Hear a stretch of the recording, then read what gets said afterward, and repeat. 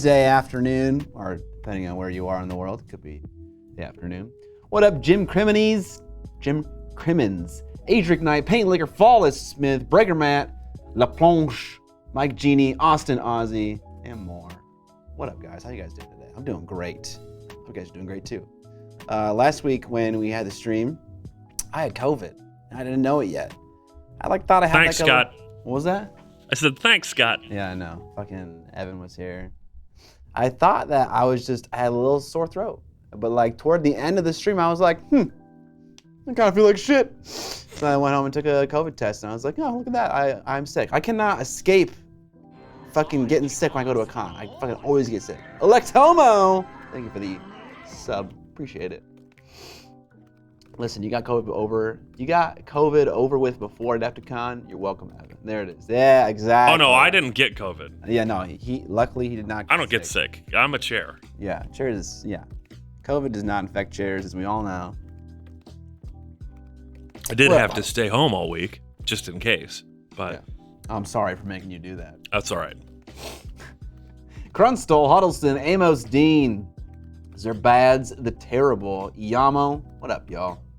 Lord Ericon. There he is indeed. How you guys doing today? We're just hanging out. We're having a good time. Painting some Silencemen as per usual. Got some more Team M's to finish up. I want to do their eyes, a little teal eye.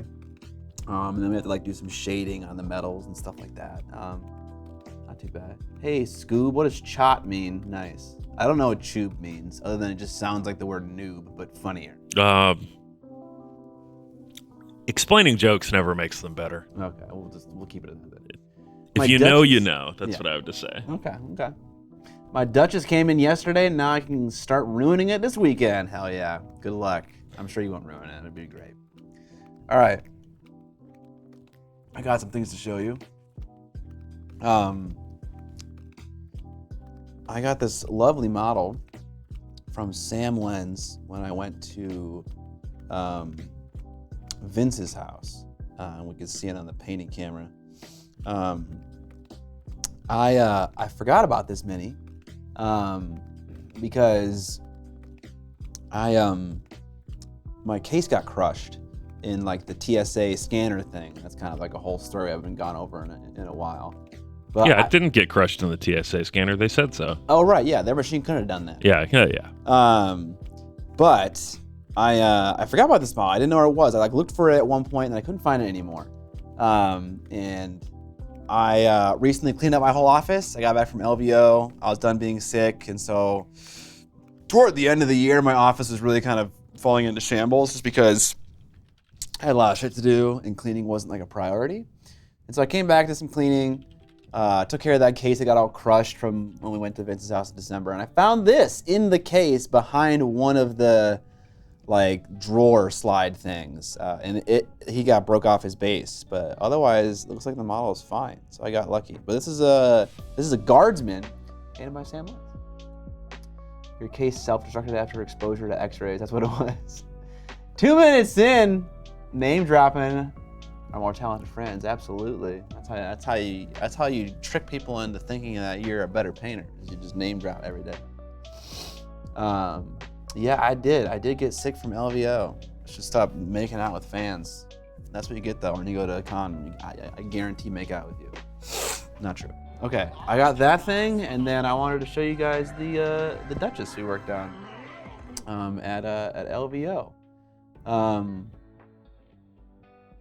Yeah. Hey, headless. Now we're talking. I got the head over there. Don't worry. Okay. I did the dress. John did the white fabric on her neck and the TMM over here, and also maybe you can't tell very much, but also the black shoulder puffs. Those are always so hard to make look nice.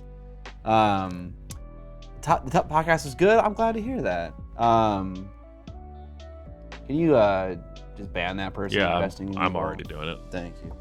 And then I painted the face as well, and I did not get to the hair, sadly.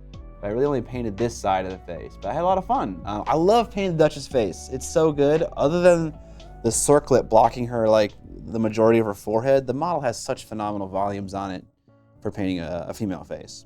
It's a lot of fun painting that face at the LVO class.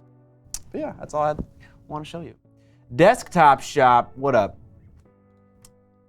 I appreciate the sympathy, Adric Knight. Oh, also thank you for the sub, Desktop Shop. No, John never gets sick. Like he always is fine whenever he goes to a convention. I don't know how he manages it, but yeah, he did not get sick. He just said he got tired, and like no matter how much he slept, he was tired no matter what. Ampersand D Monkey, thanks for that prime sub. I'm gonna need you to repeat everything after that Taco Bell commercial. Star Wars Geek _, that's because alcohol kills germs, yes. Yeah, that is the argument that has been made. Yeah. That's Angry Medic 5 resubscribing 2 months in a row. Nice. Thank you, Angry Medic, for the sub. We appreciate it. John's blood is 70% fireball, yes. Yeah, maybe it's not actually the alcohol, it's the other ingredients. It's the cinnamon. Yeah. There you go. Okay. Cinnamon. Or rather the cheap synthetic cinnamon flavoring. Yeah. That apparently isn't as strong as the normal Fireball. There's the two different versions. There's Fireball whiskey and Fireball cinnamon. Okay. Malt liquor. Cinnamon. But yeah, so I had COVID last week, which sucked because, like, you know, when you take a break from work and you go back to work, it's like, okay, well, you know, it kind of sucks because, you know, we're getting back to work and doing stuff and not just hanging around. And then it's like, so you kind of got to amp yourself up for it. And so, like, I knew in my head when I got back from LVO, time to get back to work, time to clean up my office, time to do some things I haven't been doing. And then I got fucking sick. And I was just the week is gone. I know. It's just like that fucking motivation that I amped myself up for is gone, you know, wasted because I couldn't get back to it. So this is what the lawsuit is over. Okay. Hang on, there we go. Give us some context for those who are unaware. These are two different beverages that have, one has almost double the alcohol of the other one. And the only difference is the tiny, one is cinnamon whiskey and the other one is cinnamon. And so it's the deceptive marketing practice thing. That's all. It's very similar looking though. Bought into A Song of Ice and Fire because if you Simon owes you a commission, I would love that, but that is never gonna happen. Grabbed Free Folk because Giants. Now I know more about the game. I feel like a dirty meta whore. You're only dirty and meta if you don't play Giants. So. Hold on. Giants are meta now? No. I'm saying Free Folk is pretty meta, but Giants are distinctly not. Okay. Yes, that is definitely true. Mag sometimes sneaks into the second list just in case they run up against a specific hard armor bunker on like specific Baratheon game list. modes, but generally it's just spam all the chariots and guys and stuff. Yeah. I mean, I feel like you can play anything you want, like, because meta just comes and goes, right? Yeah, and the patch is coming, and I'm sure it's going to change things. Right, yeah. So, yeah, you can play whatever you want. Your army is going to have some amount of time in the spotlight, most likely. So, yeah, it comes and goes. What up, B Chromatic? Need more con, Scott? Yeah, dude. John's War Scroll keywords are fire, mountain, balls, dude. Nice. And Painter. Painter's in there. Oh, sorry. I just saw balls.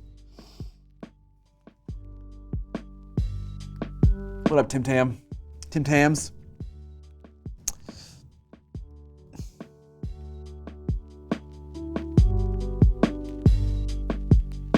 Yeah, I think last stream we talked about potentially doing a gaming stream that Thursday, but that did not happen, obviously. But it is going to happen this week. So this Thursday, me and John Schaefer are going to play our 1,000 point Escalation League game in Age of Sigmar. My Soulblight Gravelords versus his, Maggotkin of Nurgle. Yeah. So tune in for that Thursday, 7 p.m. CST if you're into gaming. Why y'all talking about my balls? God, I can't say that. Talking about my balls. Yeah.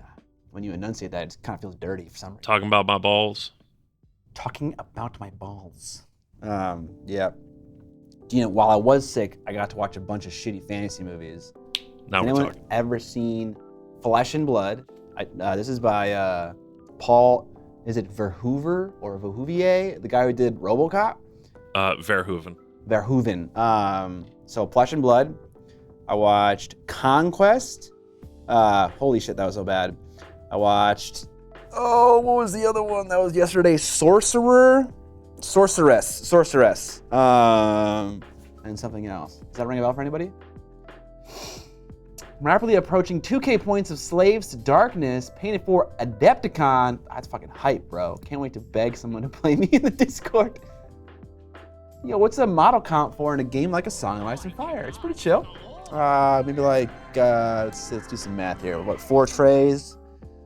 Anywhere from 36, 48, 40 to 55 models. Depending on what army you play. Tom Climbs gifting a sub. Thank you, Tom Klein. If you want bad, try Barbarian Brothers. See, okay, I think I don't like the fantasy movies that are campy for the sake of it. I like the ones that tried hard and suck anyways. And I know there are some kind of more campy ones. My next one on the list to watch is the Hercules movies from the 80s. Hercules? Was it Hercules? I think it was Hercules. Thinking about getting some Bolton minis for A Song of Ice and Fire. Are they playable solo, or will I be missing too much if I don't mix? There's a lot of Bolton models. Whether or not they make a good army, it's kind of up to you. They're definitely not like in the meta. I wouldn't say it's going to be easy for you. But Neutrals are definitely the hardest faction to pilot effectively. Boltons are pretty good. Yes. But right now, a lot of Bolton stuff is out of print. They're between print runs on Cutthroats and Flayed Men and Blackguard, I think. Damn, okay. And honestly, probably Bolton's Bastards Girls, but those move in lower volumes because they're not kind of core infantry anyway. So you can still find those. I think Blackguards are still in stock a lot of places too, but like Cutthroats have gotten real thin and Flayed Men are out of stock everywhere. Yeah. My suggestion is to start with a real faction. Don't start with neutrals. Mostly because neutrals cost more to start with. Because you have to buy the starter set. Yeah, there's no starter set. You have to buy the boxes independently. You have to buy the deck independently. And it's on top of that, it's harder to play. So, Lannister and Bolton work really well together. Yeah, Dan does it all the time. Yeah, that's Dan's bread and butter. I would say if you're interested in playing Boltons, pick up like Lannister starter or the Stark versus Lannister starter and start with them. Because they have pretty similar play styles. Control and Panic. And if you like it, then start buying the Bolton stuff and working into Lannister lists. Or play them as neutrals. There's my pro tips. Dogs are in the studio today. Dogs are in the studio. Can I get a bullet over here? She's kind of laying on the couch. She looks very comfortable. I don't want to make her move. And Crusher never listens to me. Crusher's hanging out with me right now. Azathoth says, I think you would enjoy the hypothetical movie I just posted in your Discord. Maybe you should post it here, because I'm not in the Discord right now. How do you rate the Solomon Kane movie, the one from 2009? I haven't really seen it, so I don't know. I don't have an opinion. Could you post the name of the movie, Azathoth? What is happening here? I don't know. Okay. Oh, I see. It's Is it Game of Thrones is an 80s dark fantasy movie. Oh, I saw that same thing. Yeah. It was Warcraft. Warcraft is a dark 80s fantasy movie. And I was like, okay. Fucking AI ruining my fun.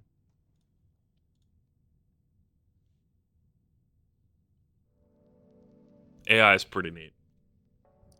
AI is pretty neat until I figure out it's fucking debating me.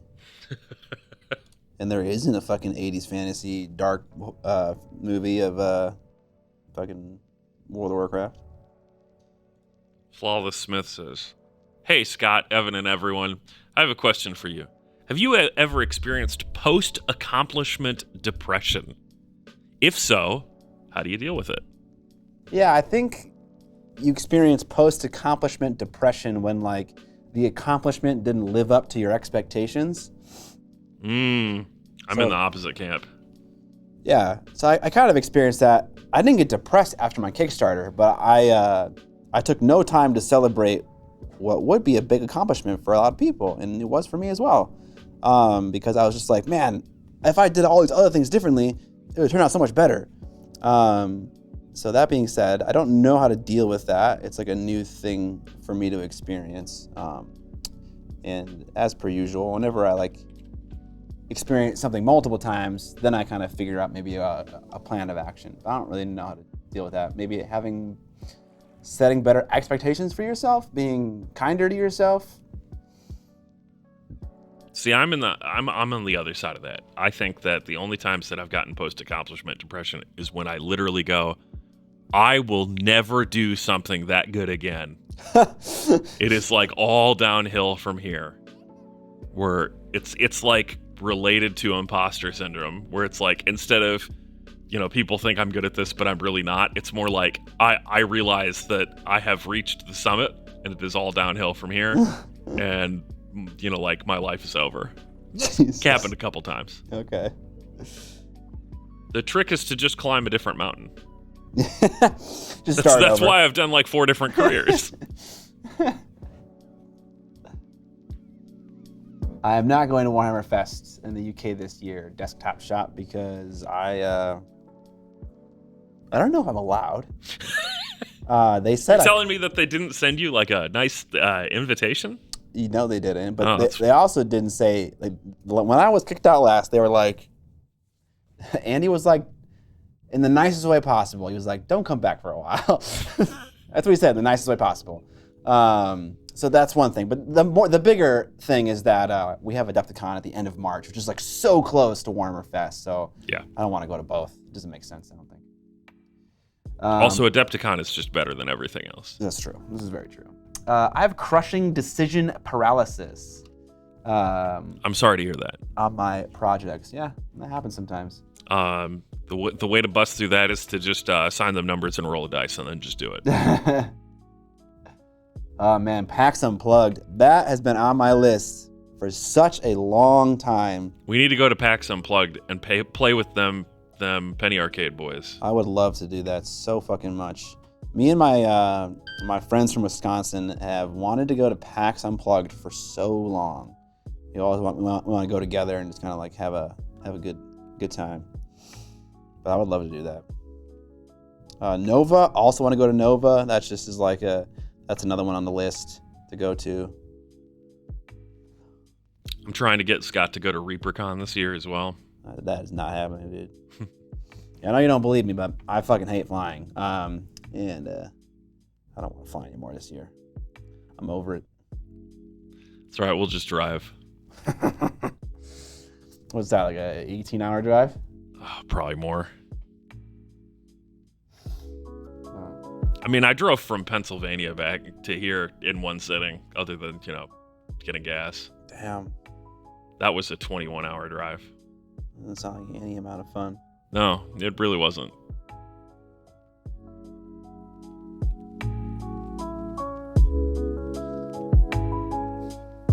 It also did from here to North Carolina and back in 3 days.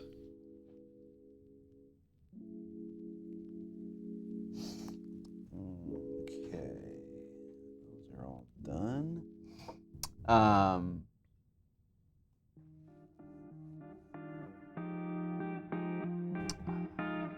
Sometimes you get post-project sadness because the project is over.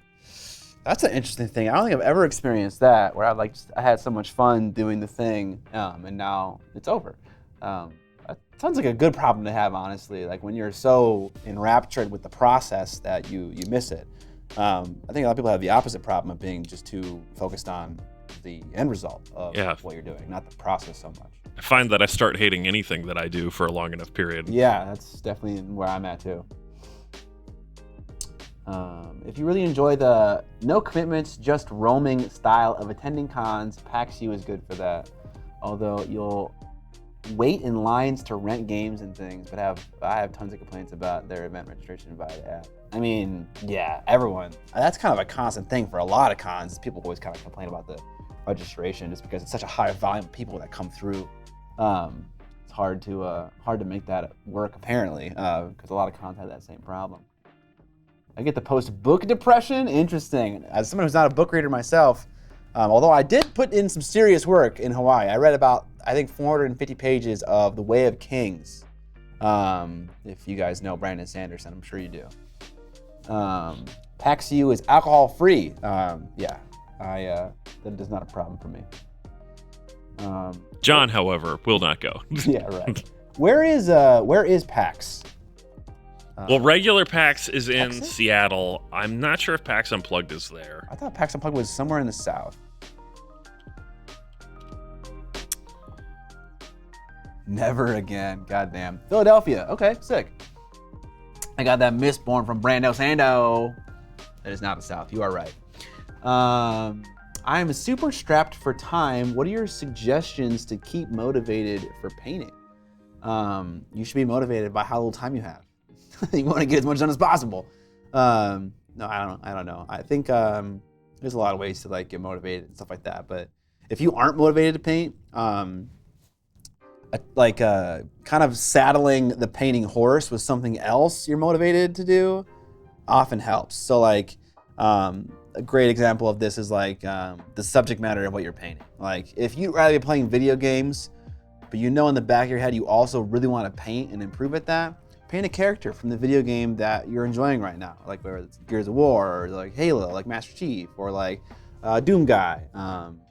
There are rip-off versions of all those characters somewhere on the internet for you to find and paint. And that helps me a lot when I do that.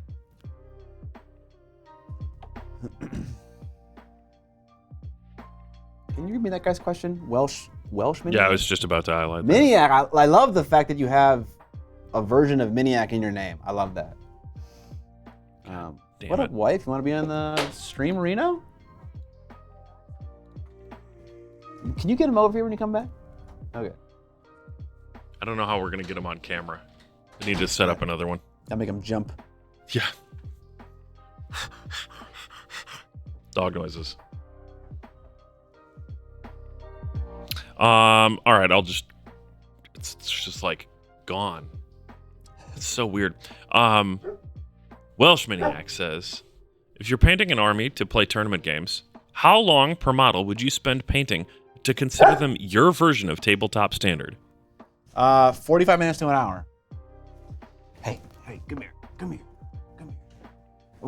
Okay, ready? Big lift. Here he is. This is Crushy.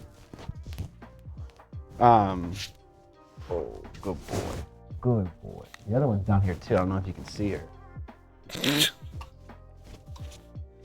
Okay, bye-bye. And then this is Bullet.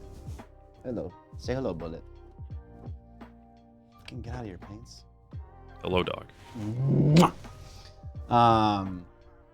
Gears of War was hard to find. Oh, that's good to know. Yeah, but that's the only reason I say that is because that's just where I find myself nowadays being satisfied with a faster paint job. Everything's relative, right? Like when I say I'll paint a model, like an hour a model for my army, some people might freak out about that.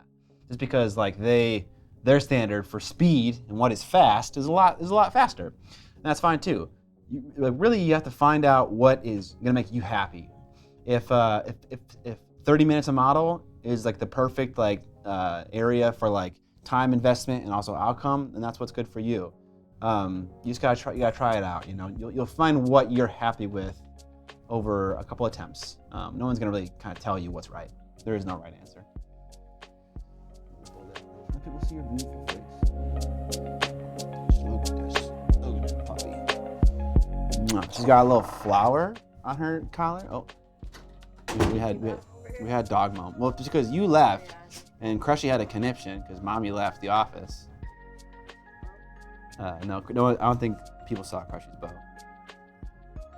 But it's too low, I can't see. Put him in your lap. I think I already did. I don't want to make him do it again.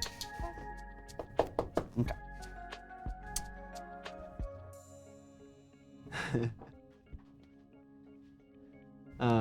PAX has the opposite problem as Adepticon. PAX wants the registration fee to be the only thing you pay aside from food and merch, so all the events are free, but most of them don't allow registration until the morning of. Okay, yeah, that's definitely gonna be a problem. You mentioned that PAX is the kind of con for like walking around and not doing anything. That is exactly what I do at a con, so that sounds like it's perfect for me. Mommy left, therefore she's never coming back. Exactly.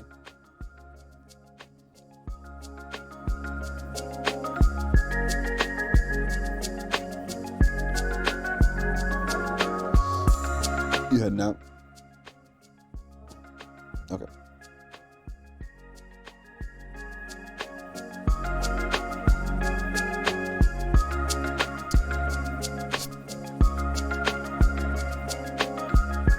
Can you read me Leaf Strider's question?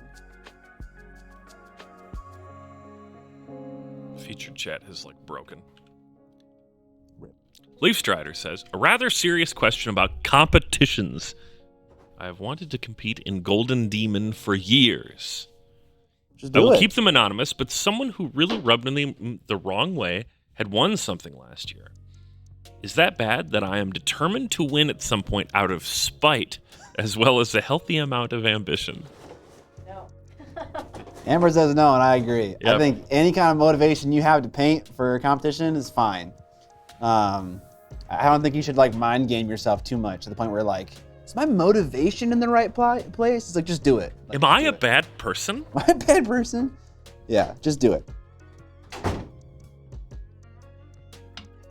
I am curious though, who won and who you are having spiteful feelings toward. He's just mad that skink won. God, that skink. That damn skink. How could that skink have won? Why can't a skink win? It's not a cool enough model. Fuck. Thank you, Pat. Thank you, PA Mass. By the way, got my Miniac cutting board in the mail. It's huge. I love it though. Perfect timing as I needed one. Fantastic. Yeah, they're pretty chunky. They're thick and they're big. Yeah, they're A2 sized. Wait, Has is that right? our giveaway counter been updating? I don't think so. Well, I don't know. Actually, I shouldn't say that. Someone subscribe so I can see if it moves. My sole motivation for Gen Con this year is to beat Vince. Hell yeah, dude. What up, one free refill? Lord Cuddlebear. Thanks to the Prime sub. It did go up. Hey, cool. Thanks, Lord Cuddlebear. Um, Appreciate it. Who's yours?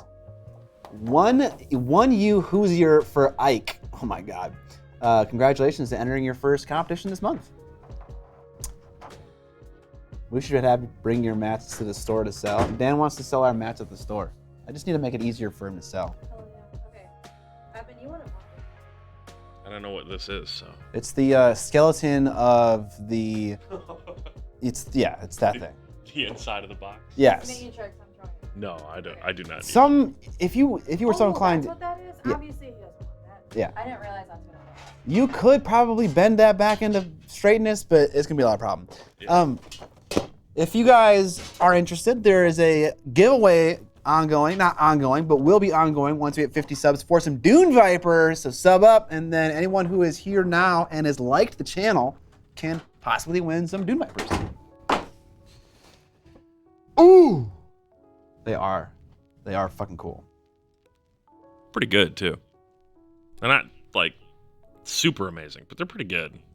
Pretty good. Nice, Cody One Kenobi. Yeah, Seth, he came in, he did a little segment, answered some questions for us. It was really nice.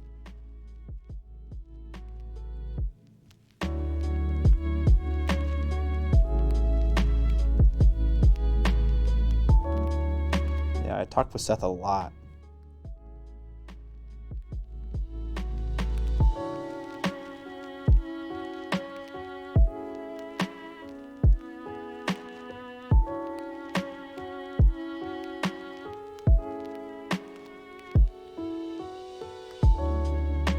I really like his term of hours behind the brush. Yeah. That was good.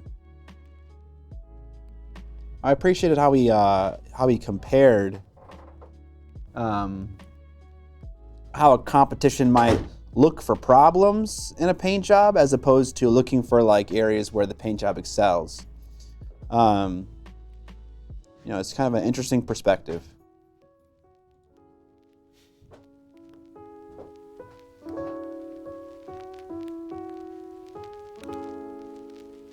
Yeah, it's IU Hoosiers for Ike. Yeah, what the fuck does that mean?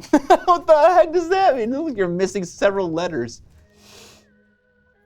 Thanks to the content, by the way. It really took you and Ninja on the advice of painting consistently and constantly. Just started in the end of November, and I've only missed painting 9 days since. God damn! Pretty good. Congratulations, my dude. That's awesome. All right, last silver guy to paint, or not silver guy, but you know what I mean. Indiana Hoosiers for Isaac. That's what it is. IU, Indiana University. One of the colleges that I tried to enroll in back when I was enrolling in college, it was like a fucking pleb. Who needs college?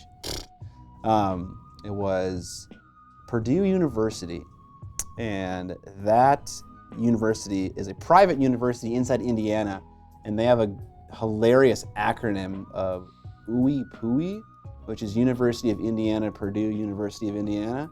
So University of Illinois, UOI, Purdue University of Indiana, PUI, UIPUI. Ike is my nickname. Ah, gotcha. Ash donated $5. Hey! Hey, I'm going to Adepticon again this year. I was wondering, those tables where people just chill and paint, I assume he means Fort Wapple. Do I need to sign up for that, or can I just show up and paint? You just show up. You show up and paint, and there's a paint rack there of Reaper paint, and you just take it.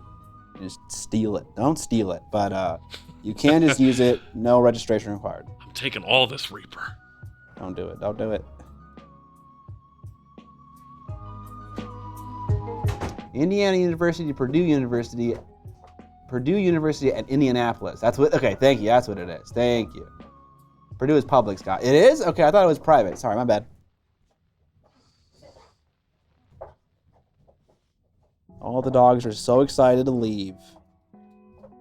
The leash is out, which means exciting things are happening.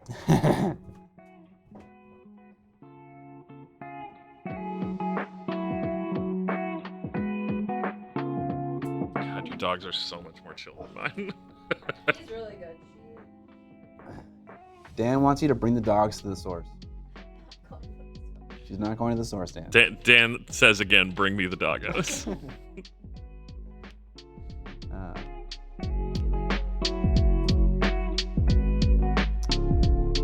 Bye. Max. Bye. Max, I'm assuming you're referring to how Seth compared two different competitions, ones that focus on negatives, ones that focus on positives. I don't think he was talking about Crystal Brush. Maybe he was. Maybe I misunderstood that, but I thought he was talking about Golden Demon. Golden Demon's all about finish quality. It's all about who has the least amount of errors while painting in a particular style. But maybe he's talking about something else. I could be wrong.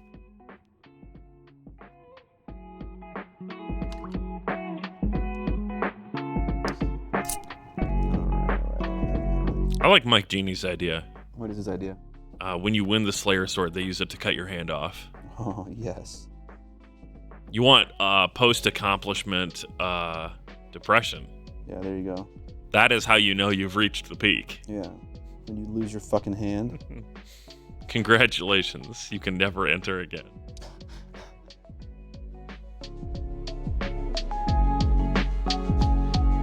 You get to cut off your rival's hand. The second place loses his right hand. Third place loses their left hand. That's how it works.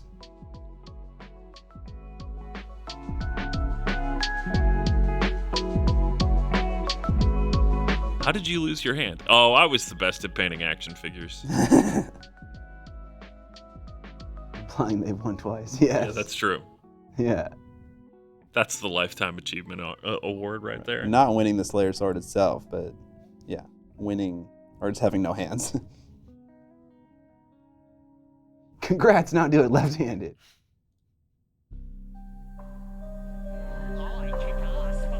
Davos. Davos of Katarina. Oh, this is a GOT thing? Yeah. Subscribe with Prime. Didn't know they had Amazon Prime in Westeros. Stream, I need some help finding a video game to play. I need suggestions.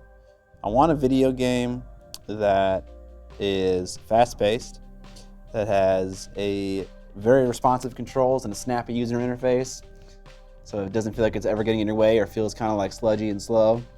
And I want the game to have like a skill ceiling such that the more you play it, the better you're getting at it and the more you progress in the game. So like, I don't like games that are kind of like, you just get gear and then the gear makes you better and then that lets you progress through the game. I want games where it's like, you can't get past this until your aim is better or until XYZ is better. I love games like that. Games like that I would describe as like Doom Eternal and Hades. So give me your best Rex. I think actually Davos is on the right track there. Neon White is a good suggestion. Neon White. I've never White. heard of Neon White. Neon White. You could finally get good at Mario Kart. Dan, don't even fucking talk to me about Mario Kart, okay? I will destroy you any day of the week. Okay, anyways, what? No, but for real, I could get better at Mario Kart. I don't play on 200cc. So the reason that Souls-like games don't fit this is because the interface of those games is designed to get in the way of you. Oh God, why would you want that ever? Yeah. That's like the difficulty curve is mastering the game inputs. Bored of all games at the moment, just waiting for Diablo 4. Hades 2 is coming. Self-hatred is a lifestyle choice. Raid Shadow Legends. Pac-Man. League of Legends. Valorant. Hey, Valorant is rough for me because they took from CSGO, and I fucking hate what CSGO did to the FPS genre. But I hate dying and then just sitting there and waiting for the rest of my fucking team to die. Does that not happen in Valorant? Is it not like a? No, it does. Okay, yeah, that's a no-go. It is search and destroy or whatever. Yeah. Jedi Fallen Order. I saw that, and that also feels a little slow-paced and sludgy. The controls just kind of look it, but I could be wrong. Overwatch 2, Apex Legends is great. The thing I love so much about Apex is how fast-paced it is and how how great the guns feel, but like you just never get to use them because like I'm playing a battle royale game. It's just like, okay, I'm gonna queue for this server, I'm gonna drop down, I'm gonna get some items, and that whole interaction takes like, I don't know, what does it take? Maybe like 5 7 minutes? years. Yeah, 7 years. It takes maybe like 5 minutes, and it's like, whereas with an FPS game, like Titanfall, for instance, I've been enjoying Titanfall recently. No, Dark Tide doesn't fit this because it's gear progression. I mean, there can be gear progression as well. Like, I don't mind if it's there, but I also want the skill thing to happen as well. I don't think that's there in that game personally. Okay. BF 2042. Oh fuck yeah, Unreal Tournament. Titanfall is great, but it's also pretty broken. It has been for a while. Overwatch 2 would be great. Hogwarts Legacy, dude. What is Hogwarts Legacy? Red Dead? It's like Dragon Age Hogwarts. Dragon Age, holy shit. I have forgotten about that game. Incredible. I suggested Fallen Order to him last week, Rufus Kid. I watched gameplay of it. I also watched, before you even mentioned, I watched the video from Girlfriend Reviews, and they kind of shit on that game as being buggy as fuck. It was when it first came out, but that was fixed within a month. Okay. I like a lot of fighting. I watched, when you suggested it, I went and watched a 12-hour gameplay video, and I skipped around maybe like 10 times. And I think out of those 10 times, I think 2 out of the 10 times there's actually combat going on. Is there a lot of combat in that game or no? I mean, it's an adventure game. It has a good amount of combat, but Okay. It's also the exploration and stuff. Exploration and stuff, okay. More fighting, the better. There is some puzzle solving in Doom Eternal, but like it's largely you're fucking destroying demons. Titanfall 2 is a lot of fun. I agree. Star Wars Squadron, reflex-based, quick in and out dogfights, good solo campaign. That sounds awesome. Okay, so I have to remember Neon White and Star Wars Squadron. Squadrons is a flying game. I kind of want a flying game. Well, all right then. No, so that's kind of just, I didn't even mention that. But I have been looking for a flying game. Torchlight 2, yes. Yeah, I played a lot of Torchlight 2. I never played Torchlight 1. Torchlight 2 gets compared a lot to Diablo, right? Basically, yeah. Okay. It's like, what if they made a sequel to Diablo 2? And it was Torchlight.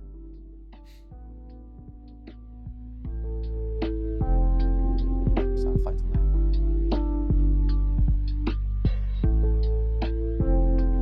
Okay.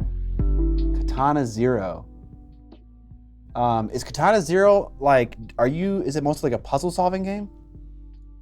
Maybe I'm not thinking of that right, but are you like jumping through like skyscrapers and stuff like that, trying to like get to like an end goal? No, it's like a side-scrolling action game. Oh, okay, I'm down for that. Katana Zero. Okay, I don't mind Gear. Gear's fun. It definitely like enriches the experience. I just don't want like the game to be dependent on that exclusively. I mean, Brigandage, really, he's looking for DCS. That's the true skill-capped flying game, but yeah. He could come play War Thunder with me. Sifu. War Thunder. See, I don't think War Thunder would be fast-paced, though, because you're like in a fucking tank, and tanks are slow as shit. If you're playing the planes... Oh, okay, there you go. It also depends. If you play arcade battles, the tanks are not slow. They are absurdly fast. It is zip around. Because for arcade mode, they're like, what if all these tanks had like double their original horsepower? Let's just go. It's ridiculous. Okay, so someone said Sifu. Okay, I'm not gonna remember any of this stuff. I gotta write it down somewhere. Sifu, Katana Zero, and White. White. Neon White. I'll look up all these games. Cause I'm kind of I'm at like the 100-hour period with Hades. I'm at like 10 heat for all the weapons, and it's kind of getting a little same. Sifu, Katana Zero, and Neon White.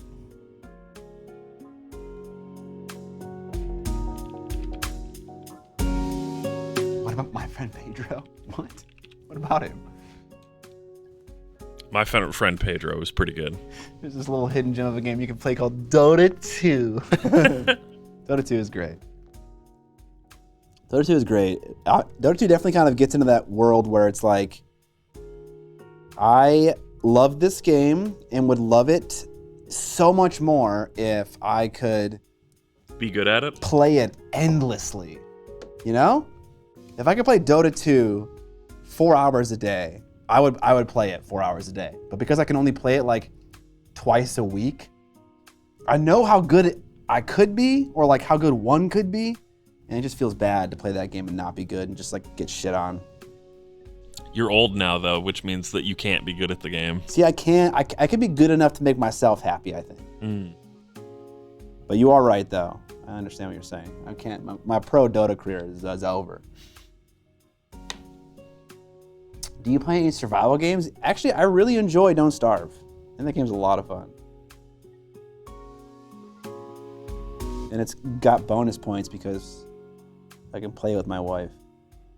My wife and I have been playing a lot of Plate Up recently, and it lets me get to role play as a restaurateur, which is fun. I also enjoy that.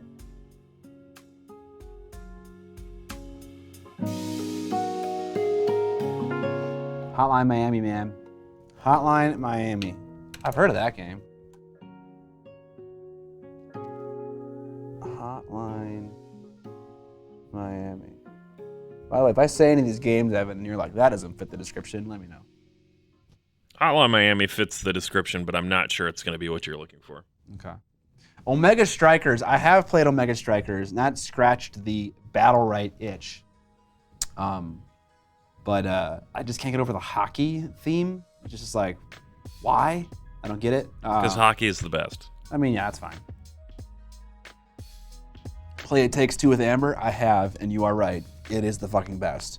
If I could have a constant drip feed of games like It Takes Two to play with my wife on the Switch, I'd be very fucking happy. Yeah, that's a great game. I mean, you don't even need to like be married. Just play that game with somebody. It's fucking awesome. I love it. Tarkov? I have not played Tarkov.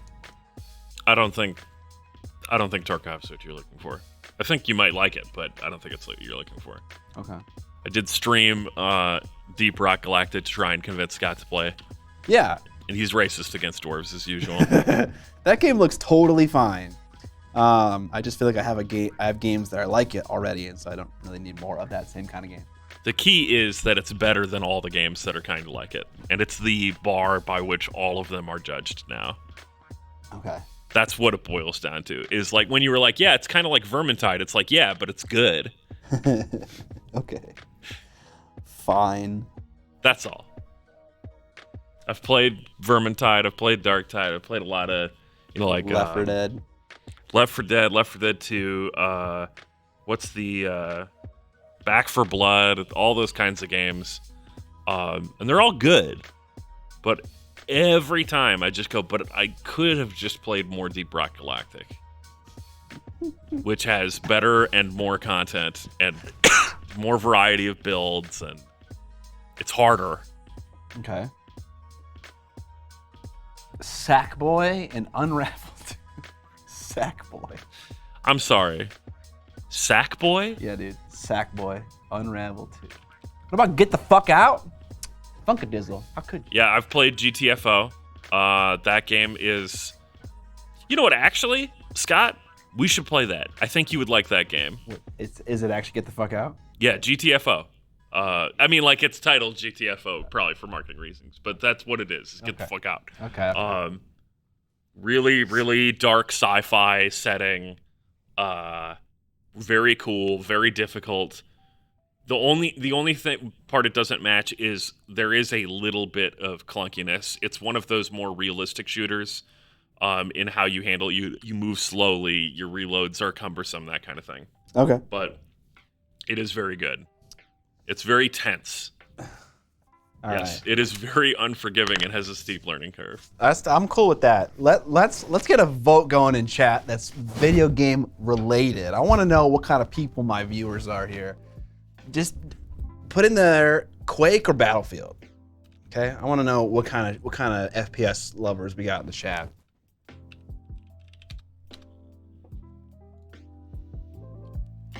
Diablo 2. Fucking had thought. Both? Gotta pick one. I'm gonna add a couple to this list. No. Two kinds of video games. All right.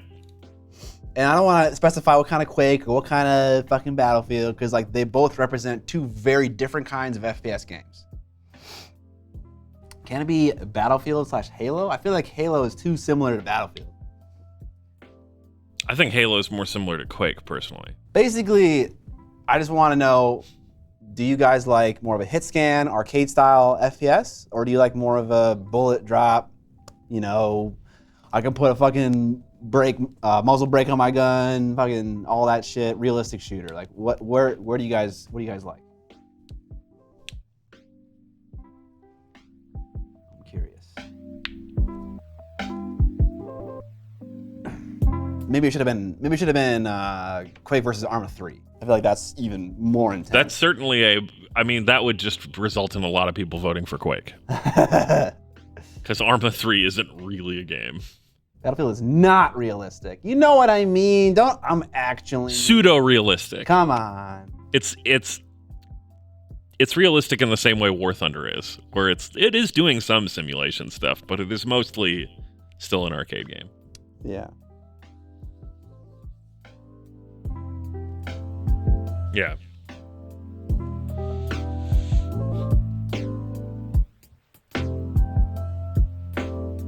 Realistic theme. Sure.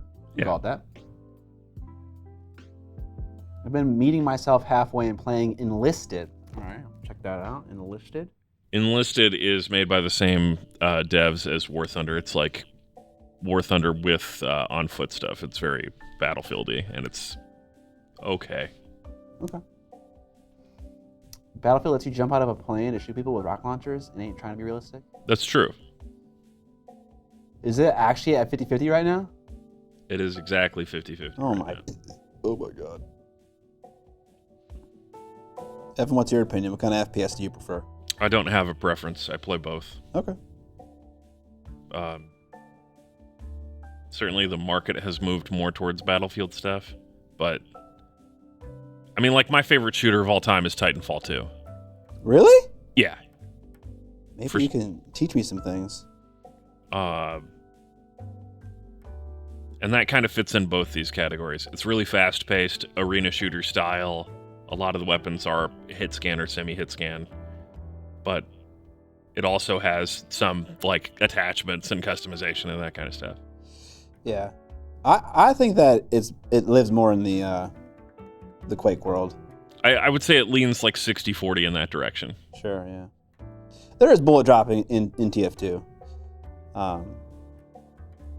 Yeah. Not a ton. It's like the maps are so condensed that you never really experience it very much. Well, there's the secondary thing, which is like all of the quick weapons are, as far as I know, they're hit scan or semi-hit scan. Whereas with like the snipers and stuff have calculated bullets and they're slower and stuff and require more skill. Okay. Yeah, next Pansy Bear, that's what we'll do. League of Legends versus Dota 2. Oh god, of course, you guys better have the right answer. Yeah, League of Legends for sure. Oh, you guys have the wrong answer. Don't listen to much better what game. the fuck he's saying over there. I might just end the stream right away if that. Oh, Azathoth's right. Actually, HOTS is the best. Heroes of the Storm. It is the most fun. I don't think it's the best game, but that's the one I enjoy playing the most. Yeah. TF2 takes it all. Team Fortress, let's go. Yeah. This is gonna sound sacrilegious, but I love Titanfall. But like, if I could have Titanfall with no Titans, I'd be creaming my pants. I mean, there is a game mode that's pilots only. It is, but I tried to queue it over the weekend. I couldn't get a goddamn game. Yeah, that's because dead game. No, there's 2,000 people playing the game. I mean, yes, there are still people playing it. The big issue is that they've had these gigantic clusterfucks of like DDoS attacks and server issues for the last like 2 years. Damn, dude. And so it's just like pushed people away from that game over and over. But no, the Titans are the best part. Yeah, I will admit that I have been enjoying using the Titans. I haven't tried any other one other than the Monarch for right now, but I've been having fun with the Monarch.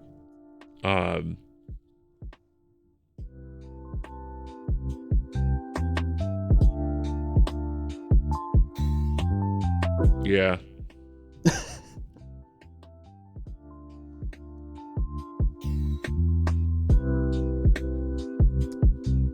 Unite is extremely lit.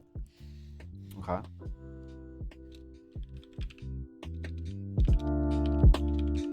I'm just sending you these on Discord, so that way when you leave your notes here, inevitably you have them later. Okay, yeah, that's a good idea. Dota 2 is gatekeeping too hard for their own good. True. LoL is just better at including new players. I would love to know how you have felt gate kept regarding Dota 2. Not that it's my responsibility to solve that problem for you, but I'm just curious, like what about Dota 2 feels gatekeepy? What's Scott's favorite Pokemon? Obviously is Ghast. Ghastly? When I was little, it was Squirtle, because I could talk like Squirtle. Squirtle. But with, yeah, I'm curious about the Fendoog. Dude, I love that. Subscribe to the Prime. Did you airbrush the blue and the cloaks? I did. Also the hooded thing as well. Up top, they're kind of different colors. Hooded thing. Hooded.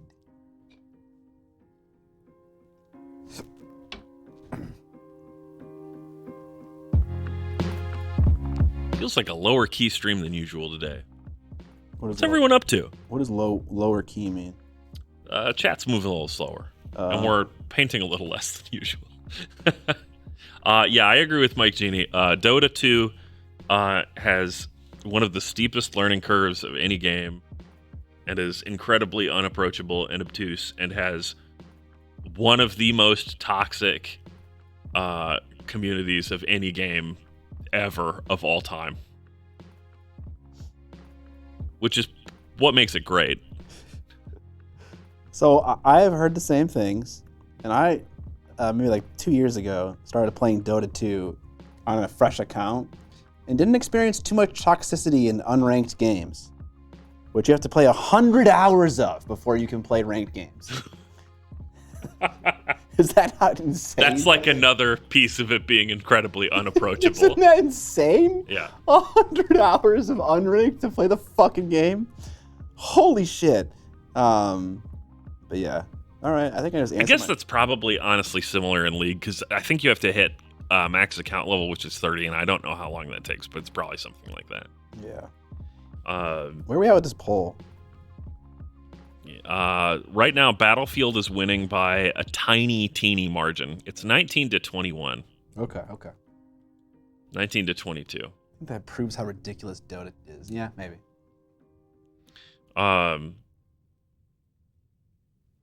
I think, seriously, I think HOTS is the only MOBA that's actually well designed from a new player perspective.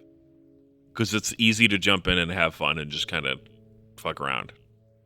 But the problem with that is it also has a ridiculously low skill ceiling comparatively. Mike Genius says if you could play a 15-minute round of Dota, screw up, and start over, that'd be amazing. I agree. If you could like play each phase of the game, like if you could do like the laning phase or the mid game phase or the like my team is winning and now I have to end the game phase. Like those are all very specific beats in a MOBA that you just need to know how to deal with. And if you don't, you just lose the game. So yeah, I agree with you. I think that would make the game a lot easier to learn and figure out and be more palatable. Okay, we're gonna do some shading now on the metallics. And different parts of the model are gonna require different, I don't know, like different applications of shading, just because like chainmail, for instance, lends itself to washing, but a different part of the model might lend itself toward airbrushing. And so now we're gonna do some washing with some Drakenhof Nightshade. And then we'll do some different kind of shading with the airbrush. I'm pretty sure the whole model lends itself to washing. That is not true. What you do is you get the Army Painter dip, and you dip the whole model in there. The dip.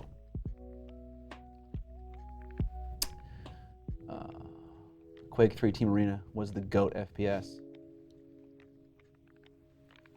I was watching Quake Champions this weekend.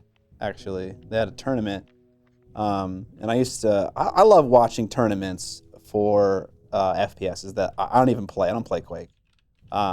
I used to play NextWiz, if you've ever heard of that. That's a Quake port. But I used to watch like CS:GO tournaments. I just really enjoy it. But so I used to watch Quake tournaments a long time ago, and I came back to it this past weekend, and the same fucking guy that was dominating the scene like 15 years ago is still competitive to this day right now. His name is Rafa. Or Rafe? Quake won out. Wow, what the hell? What was that? Last minute pull ahead by Quake in the poll. Woo, let's go. Love that.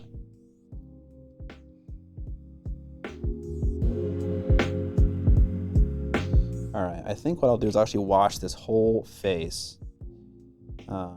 Maybe not I'm not gonna do the eye sockets. We'll keep the eye sockets nice and clean. And then we'll keep everything else. I wonder if I should wash like the ankles just to get some more definition in all those straps.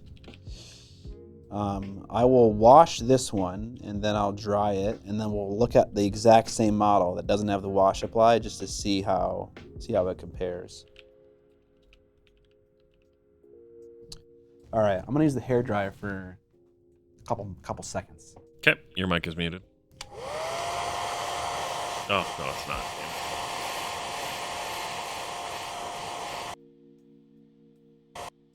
There we go.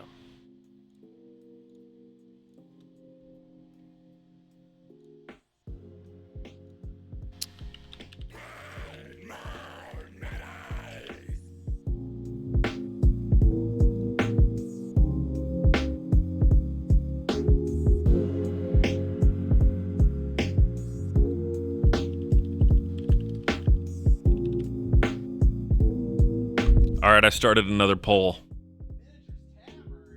Raid. Appreciate it. He was thanking you, Miniatures Tavern. He was still muted. You forgot to. Oh. Thank you, Miniatures Tavern. Appreciate the raid. Okay. Taking a look at the straps on his shin. One is washed on the right. The other one is not. That is totally unnecessary. I'm not going to do that. All right, people.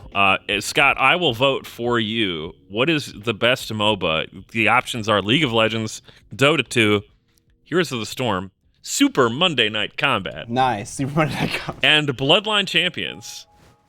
Bloodline Champions is not a MOBA. Kinda was. I mean, it's MOBA adjacent. yeah, well, okay. I see you didn't put in Heroes of New Earth, you fucking bastard. It's in there. It's under Heroes of the Storm. Wait, is it? That's the sequel to Heroes and Heroes, yeah, right? Yeah, it is. You're right. I could only put in 5. What about Smite? Smite's not a MOBA. It's more of a MOBA than goddamn Bloodline Champions is. All right, no, it's fine. He made a bad list. It's okay. We're moving on. The only ones that care, the only ones that matter are in there. Yeah, it's Super Monday Night Combat needed to be in here. Yeah. Talking about video games, by the way, if you're new to the stream, you can call every online game a MOBA. There you go. So Scott, you're voting for League of Legends, right? No, not even a little bit. But I generally don't like to share my opinion while the poll's active. But I think my opinion is definitely made known. Yeah, it's Super Monday Night Combat. Yeah, defo.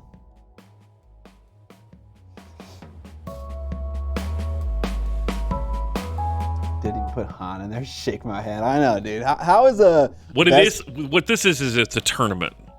We're gonna do another block bracket after this that'll include all the dead games. Right. Yeah. Okay. That's a category. Han qualified for that bracket. Yeah. Bloodline Champions should have been in that bracket. Yeah. So should Super Monday Night They snuck in. They snuck in. All right. Some of these I dry brushed or over brushed and don't need any extra washing. There's no illusions about Scott's references. Yeah, that's true. That's true. Yeah, I wonder what game Scott prefers. Maybe it's the one that he commissioned a model from and painted for a video. Yeah, or paid for coaching. Yeah, that too. If you don't know that story, I paid Banana Slam Jamma, another content creator in the Dota world, to coach me on how to play Dota. I don't know, maybe like 3 months. It was a monthly thing, so I had like 3 lessons or something like that.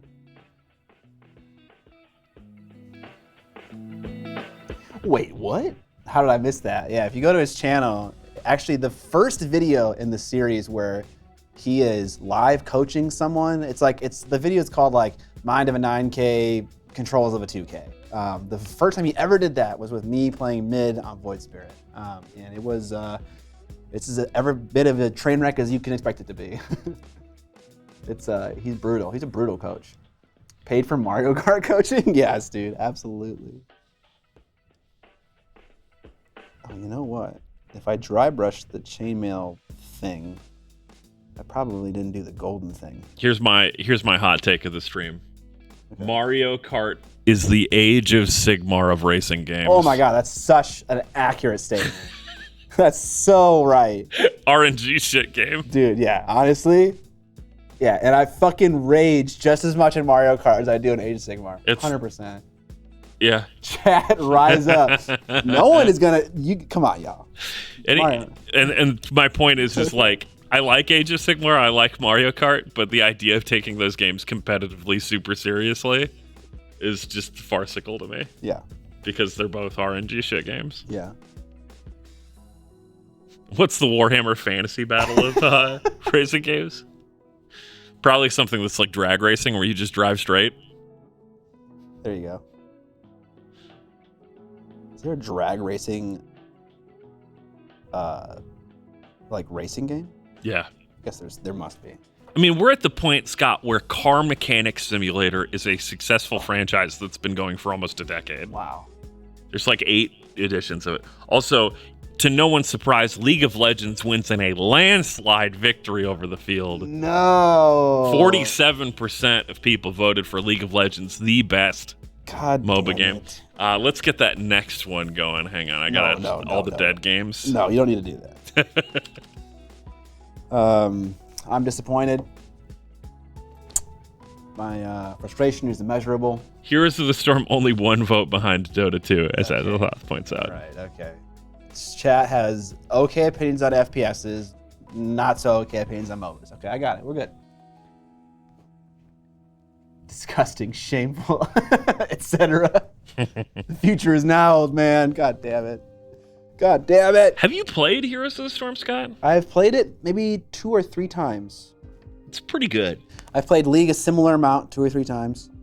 I haven't played them enough to like really compare them though. So obviously my hatred is unfounded.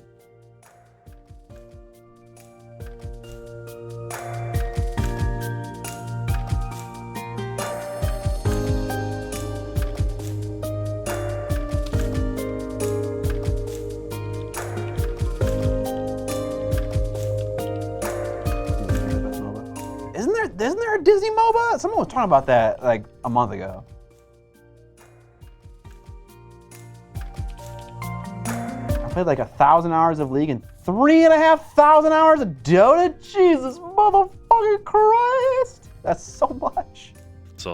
That's a lot. A lot.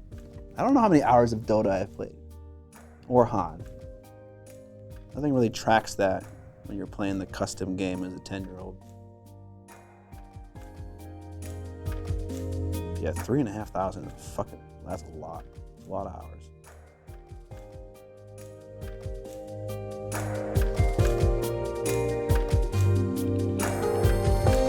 Playing League for 12 years, can't confirm it sucks. That's hilarious. I can safely say they're all bad because I'm bad at them. I feel that. MOBAs are a very unforgiving genre of video game.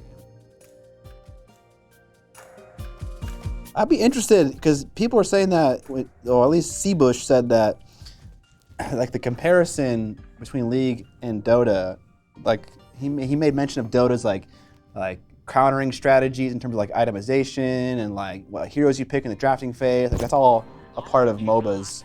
And I'm curious if that's not so much the case in League of Legends. Like, do you really have to care like that much about your build in terms of like what items you go? Yes. Okay, I kind of figured that was the case.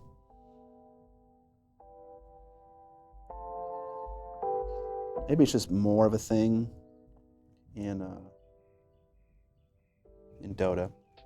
Back when I played these games like 7 years ago, it always seemed like there was more build variety in League of Legends than there was in Dota. By build variety, do you just mean items specifically? Like items that are viable to buy?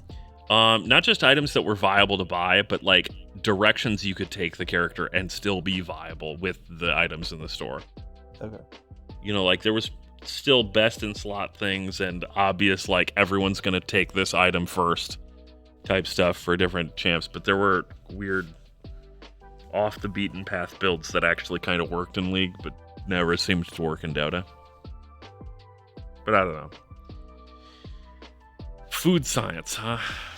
Cannibal Daddy 69, thank you for the sub. 25-month streak right now. God damn. MOBAs are masochism with a few extra steps. Yes, this is true. League Worlds had like 20 kills in the final match. Is that a lot? Or is that not a lot for 20 kills in a game?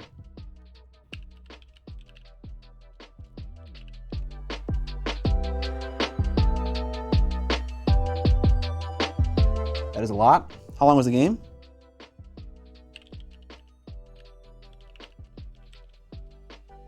Imagining it was like 30 minutes.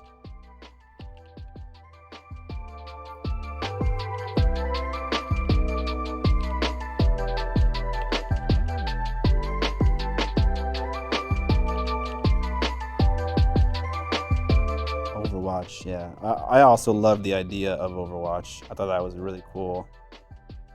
Merger between MOBAs and FPSs. Average gold game 40, average silver game 60. Okay, see, 20 sounded like a very small amount of kills. But someone else is saying 40 and 60 kills. I mean, obviously there's no average because it depends on the game and like what kind of like strategies are being employed and stuff like that. But it's hard to say what the average is.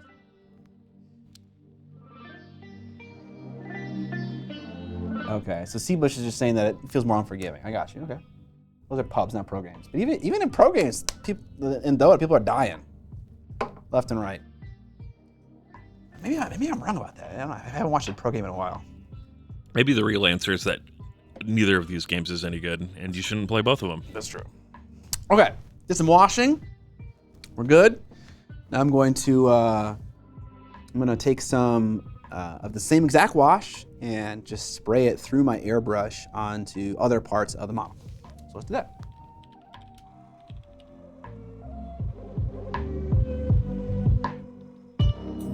Pro games are vastly different from pub games. I'm assuming that's what you meant. Interesting.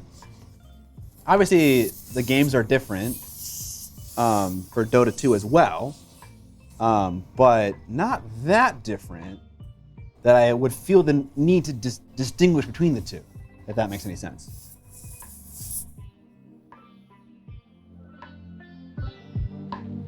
Maybe the best MOBA is actually the friends you made along the way. Dude, seriously, I have friends that I made in Han that are still my friends to this day. I don't know about that. Dota's comeback mechanic is pretty crazy. It is. There's a ton of rubber banding in Dota 2, which is a term I learned from Dota 2.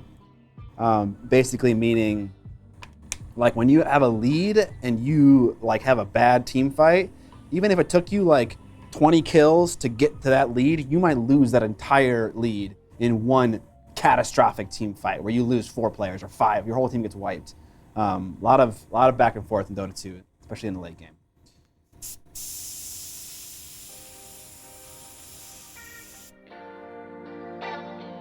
Oh, I should tighten my locking nut.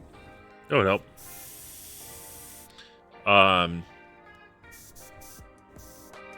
Yeah, I'm pretty sure the term rubber banding originally actually comes from racing games, where the AI would get a boost from being behind you to keep them competitive. Like Mario Kart does that notoriously and stuff, where it's like, oh, you're too far ahead? Everyone's actually secretly got like 10% more power behind you. Yes. Need for Speed games do that, all that kind of stuff. Gotcha. It's locking nut time. I don't know if it was asked, but opinions on monk vampires. I think the idea of a monk and the idea of a vampire just encapsulate different things. And when I think of a monk, I think of peacefulness.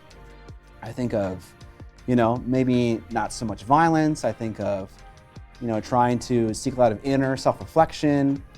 And I don't think of any of those things when I think of vampires. So putting them together doesn't make a whole lot of sense, but like you could monkify a vampire or Monkify me! Or vampirify a monk and then Vampirify me! That'd be an interesting kind of thing. Like one thing I don't really ever see a lot is mixing religion and vampires. Like I don't ever see like a vampire who's like all about some weird blood ritual or blood religion. Which that might be kind of cool actually. Chi vampire. All right.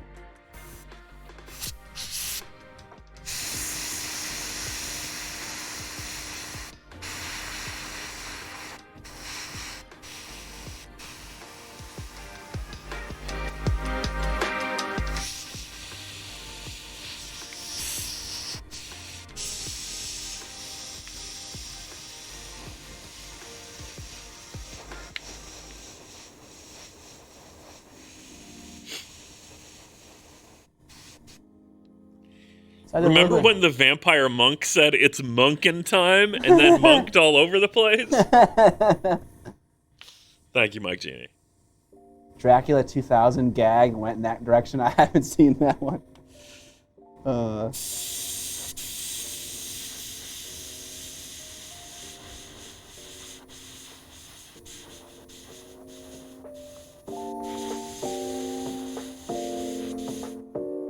A little bit of shading on that middle of that axe. A little bit of shading at the tip of that dagger right there. little bit of shading on like the side of the torso right there. Kind of treating the whole, these guys have very barrel-chested torsos. So treating the whole torso like one giant cylinder and kind of applying shading on one side of it, toward the corners. The name is worse than the actual movie. That's good. What up, Slad? So they fear no cross? Maybe they still fear a cross, but they have their own kind of religion that they're all about. I don't know. VG Dev here. What's VG? Video game dev. Oh, nice. Rubber banding originally referred to the server disagreeing with the position of the remote players on your local client. Essentially, yes. So that is definitely a term I've heard before. You are right. Something that you kind of experience that more so in multiplayer FPS games because like that's when it really fucking matters. Like when there's rubber banding in those kinds of games because like you're shooting someone who's not where the server is reporting them they actually are. But that's what you see. Yeah, you're definitely right. That is where I heard it first. The thing is it predates online gameplay in terms of racing game use, I'm pretty sure. But yeah. Yes.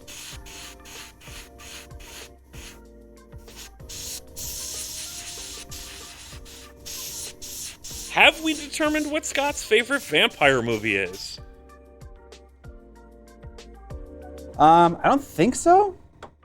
It depends what you're looking for. If you want like a good film.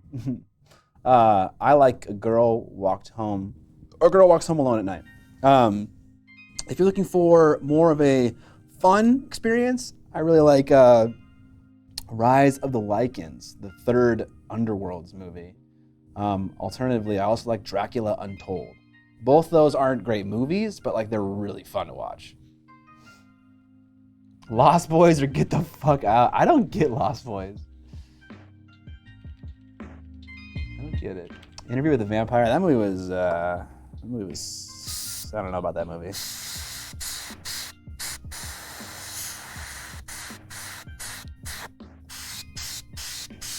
John, what's your favorite vampire movie? We got the Ninjan in chat right now. John Carpenter's Vampire is probably my favorite, followed by Dusk Till Dawn. I really like the characters in Dusk Till Dawn. They're great.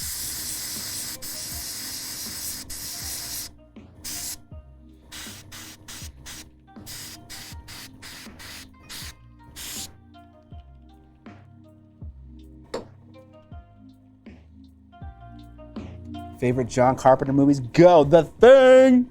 Hold on, I'm gonna add vampires to my list. Oh yeah, 30 Days of Night is fucking great. All right, it's just called Vampires? I have not heard of this. Vampires, John Carpenter, look at that. Oh, not rated so highly. I'll add it to the old watch list. John Carpenter's Vampires is not good. No? That's unfortunate. Oh, man, I mean, I love that director, but Vampires is pretty rough. And then he made Ghosts of Mars, which is charitably described as a film. Favorite John Carter movie? Definitely Halloween.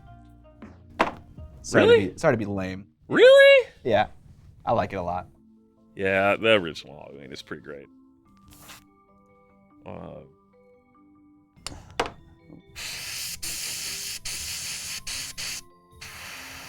I mean, for me, it's got to be Big Trouble in Little China. That is one that I have not seen yet. I know it's a classic. I'm giving Scott the look right now. I'm not looking. They Live is the close second for me as a thought. But Conan the Barbarian. That's not a John Carpenter movie, is it? no. We were just talking about Conan yesterday. It's incredible how every sequel of Conan did not do what the original did. But man, the original is really fucking awesome. I'm not gonna sit here and let everyone run a smear campaign against Ghosts of Mars. Holy shit.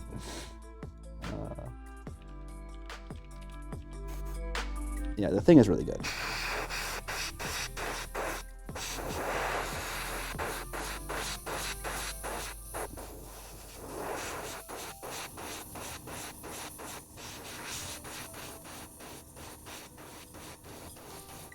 Oh, someone said there was a new Warhammer community article about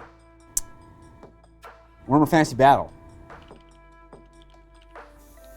We should look into that. I'm doing it right now. That's RoboCop.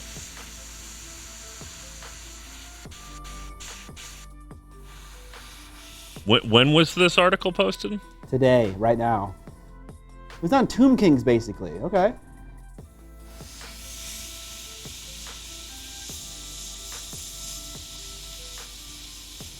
I don't see this. Okay.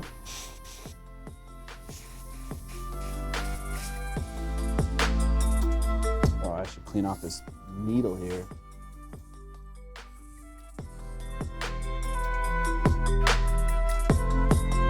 Oh yeah, here we go. Old World Development Diary.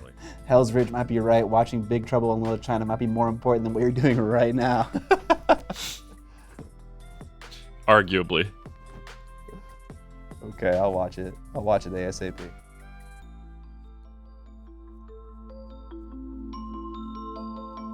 I'll stop watching fantasy movies from the 80s that have 500 logged views on Letterboxd. I mean, Big Trouble in Little China is a fantasy movie from the 80s, but it has more than 500 logged views. It does, yes.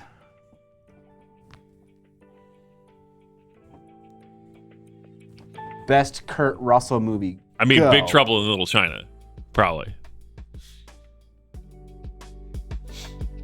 I think I'm confusing Kurt Russell and Val Kilmer right now. I totally You am. Kurt Russell is in The Thing, right? Yes. And Escape from New York and Big Trouble in Little China.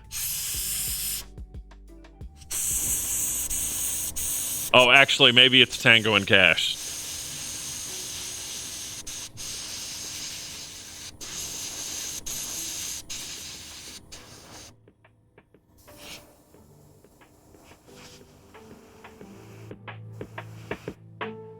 Oh, sorry. No, best Kurt Russell movie is definitely Fast and Furious 7.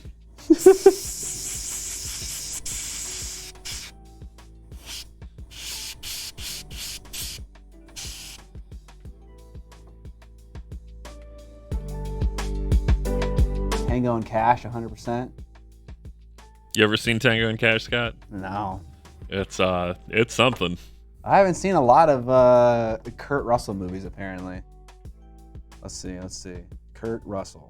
I mean, you've seen The Thing. Yes. You've seen Escape from New York? Nope. Okay. You haven't seen Big Trouble in Little China? Nope. Have you seen Tombstone?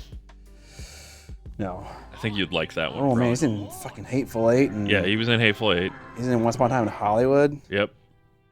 Death Proof. Death Proof. He's worked with Quentin quite a few times. He's in Stargate, dude. Yeah, the Stargate movie. He was the lead in that before they recast him for the show. I'm gonna say Overboard. You haven't seen Overboard? 755 Yo-Yo. Thanks for the Prime sub. Overboard. Did he marry that person? He's in Soldier. Dude, yes. That Stargate movie, that's a childhood movie of mine. I fucking love that movie. I mean, it was good enough to get a series made. Yeah.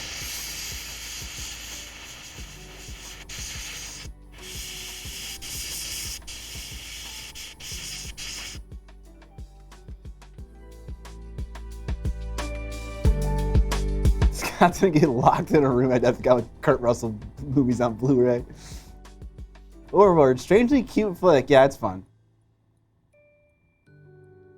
I just watched your video on the truth behind GW contrast paints. Do you still try/use it with your airbrush?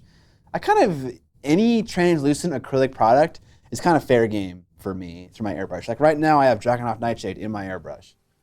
So yeah, I probably would definitely throw a couple of those in my airbrush. But I also do inks, I also do speed paints, I also do anything that's translucent. Is Kurt Russell married to Goldie Hawn?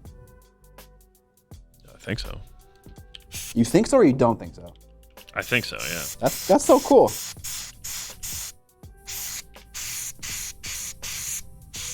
Oh, they never married, but they've been together since 1983. Oh, okay. Cool. And they have kids and stuff.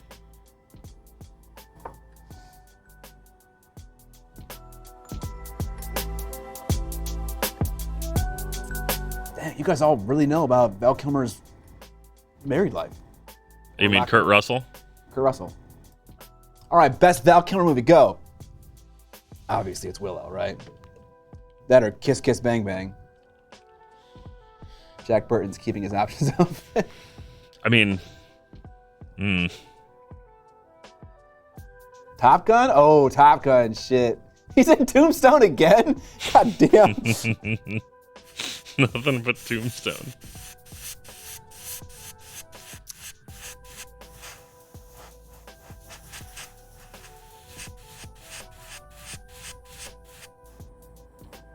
The problem with washes, especially GW ones, is they got a matting agent in them, and matting agent I've discovered recently is the devil when it comes to causing dry tip. Any paint that's matte is going to give you more of a dry tip problem. Val Kilmer was in Jay and Silent Bob the reboot? Did not know that. What? The Saint.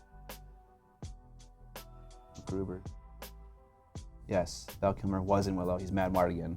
Yep. He's the best character in Willow. Well, there's a lot of great characters in Willow. I need a button on here that says, I must consult the bones. The bones tell me nothing.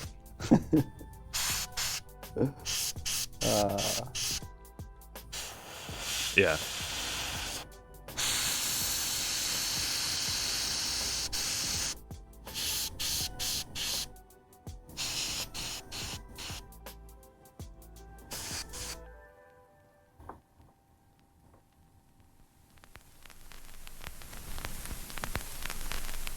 Did you watch that as a kid? Willow? Yes. That was one of the fantasy ones I watched as a kid.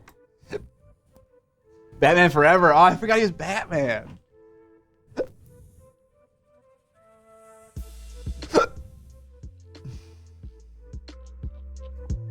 Why are there so many words on this Wikipedia? I just want to look at stuff.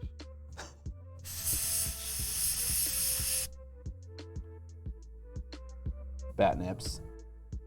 Go home. Peck. Peck. Peck. Peck.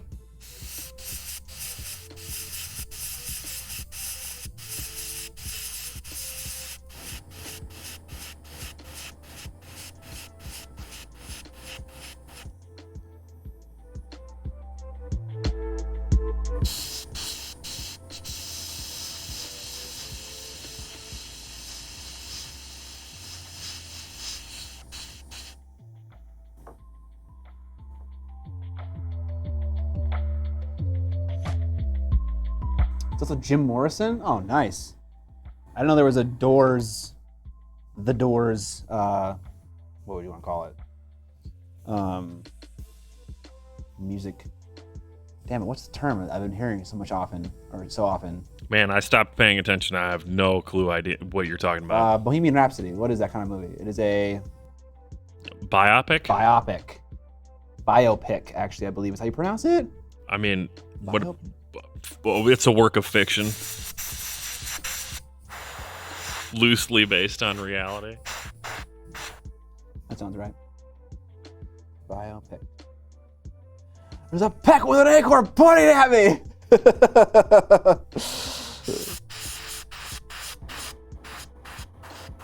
I stole the baby!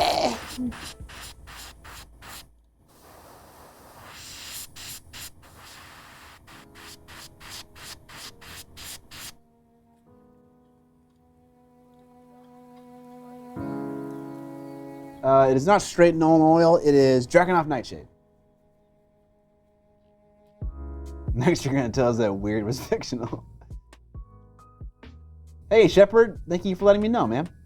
You're welcome. Or I guess woman. Google image search Kurt Russell, Gilligan's Island. I think he was on Gilligan's Island? That's funny. Kurt Russell was like a Disney child actor. He was a what style actor? He was a child actor for Disney or something. I have seen the Weird Al film Latino Hot, and it was fantastic. Yeah, it was pretty funny. I just can't believe he was taken from us so young. Bohemian Rhapsody was a travesty of a film? I don't know if that's true. I thought it was okay. It's the only kind of musical that I'm willing to watch.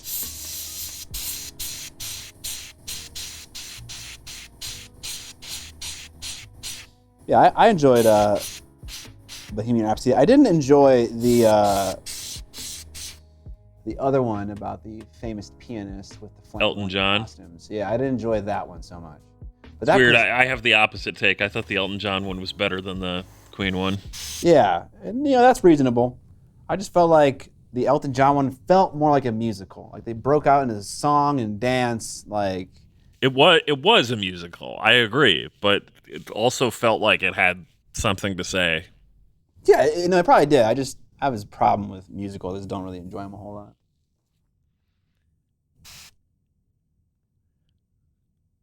Elvis is pretty bad. Elvis had an editorial issue. I felt like I couldn't breathe for the first hour and a half of the movie, and it felt like no purpose for needing to be edited that fast. Like it made sense at the very beginning of the movie, but then like it just kept going and going and going, and there was no breathing room anywhere in the movie. It just felt weird. But it was a fucking sad story.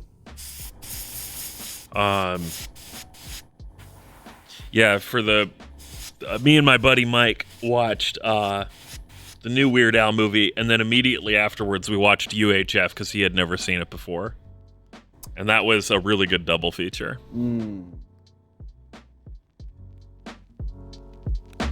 A Baz Luhrmann movie that's dog shit? Color me surprised. UHF is the movie that Weird Al made. Like, I think he co-wrote it and co-directed it or something like that in 1989 or something like that. And it's nuts. Yeah, 1989. I nailed it. So the concept is he's playing a character that is kind of an inept fuck up, and he gets put in charge of a UHF TV station, which aren't really a thing anymore, but basically it's like the equivalent of an AM radio station versus an FM one. It was the TV equivalent of that, kind of lower budget, higher frequency, harder to pick up. And it's wild. Absolutely nuts. Highly recommended. I think the last time we talked about the Weird Al Yankovic movie, you brought up UHF. Yeah, because I watched them back to back, and you can't talk about a Weird Al movie without talking about the other Weird Al movies. So.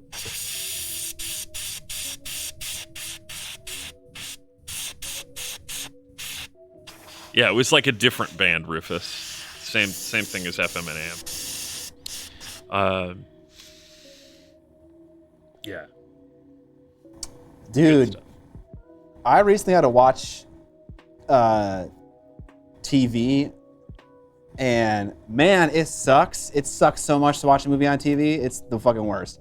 But it just reminded me of how much closer we're getting to TV experiences with all of our online streaming services that we have nowadays. It's so interesting. Like, as a young person, you don't really experience like being part of history ever. Like, I would say living through like COVID, that was kind of a version of history, all these other things. But like, we got rid of cable because we hated it. We replaced it with Netflix. And then a decade later, it just became fucking cable again. Like, it's so interesting to see that so plainly. Oh, it was obviously always going to happen. Okay, I did not know that it was always going to happen. I thought we solved the problem and we were going to fix it. Nah, because the first shots was when Disney announced that they were basically ending their relationship with Netflix. They were like, Right. that contract we had with Netflix was really great. And we really appreciate you guys making those Marvel shows for us, but we are, at the end of this one, we are just canceling all of our contracts and taking all of our stuff off to make our own streaming service. And I feel like that was the first big move in the space, and then everyone was spinning up their streaming services. And I was like, yep, it's happening. Yeah. Everyone wants a slice of Netflix's pie now. Yeah, companies like money. That is true. Yep. That's effectively what it comes down to. Yeah. You are right. Mike Gene says, now we're not there yet. I'm not spending $90 a month for video content. That's mostly advertisements. But Yes. here's the key. We're on our way to that if you're willing to pay. The downside for these companies for all these services is because of their nature of being a service that you access with a computer, it is significantly easier for people to scoop out the video files and post them to websites where you can get things for free. Yeah. Unlike in the days of TV where someone had to like DVR it and then transfer the file to their computer and then remux the recording to a real format and then upload it. Or worse yet, record the video with a camera on their TV. always the big bad. big sad when you go, sweet, oh my god, someone posted this, and it's the camcorder in a movie theater thing or whatever, and you're just like, oh. Yep. It used to be this way where if you saw a torrent for a movie that came out before it came out in theaters, you knew you were getting jebaited and that it was going to be a screen recording. That is not the case anymore because of theatrical releases that happen like on Netflix and stuff like that. Well, also, even just digital releases started changing that, where people were scooping the actual original files and stuff. Yeah. I would say you probably can really easily get to $70, $80 a month if you subscribe to the majority of all the services, which to me is like akin to like a cable package, because it's like But it's worse. I want the HBO. It's still better, because like if I subscribe to HBO Max and Amazon and all these different things, I'm not just getting like a channel which plays one thing at one time a day. I'm getting a whole suite of stuff, so it's still better. Well, kind of, but on the other hand, it's like a cable package or a satellite TV package was like $90 for 180 channels. And yeah, 50 of those are like the movie channels that you actually have to pay to watch and stuff like that. But still, like, there was more variety to the content. Like now, I want to watch car content? Okay, I have to subscribe to Motor Trend On Demand. That's $5 a month. I want to watch this thing. Well, it's only on Netflix because they made it. That's $18 a month. I want to watch a Disney movie. That's another $15 a month. You know, it's like, but it doesn't get you anything else. Yeah, it's on demand, but honestly, we're gonna hit the point pretty rapidly where it just makes more sense to be like, I can't watch this right now for free. I'll just pay to watch this, rather than paying for an entire service to watch one movie on Disney Plus a month. Because like, for me, I keep waffling around like I should cancel my Netflix. I've watched like 2 things on Netflix in the last month. Why am I paying $20 a month for this or whatever I pay? It's $20 a month. I think it's like $18.99 or something like that. Do we miss a sub? Did we miss Adam Stevens with his sub? Oh, maybe. Warhammer TV. ESPN. Oh man, I forgot that ESPN would definitely have their own fucking thing too. Yeah, you get it as part of a bundle if you want with Disney Plus, and I think Hulu is in there too, and it's like $20 a month or something. Oops. Yeah, Netflix is absurdly expensive for a service that kills shows after one season. Yes, Rufus Kid, I agree.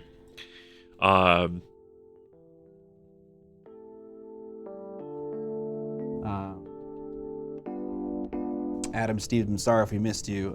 Thank you so much for the sub. We appreciate it. Yeah.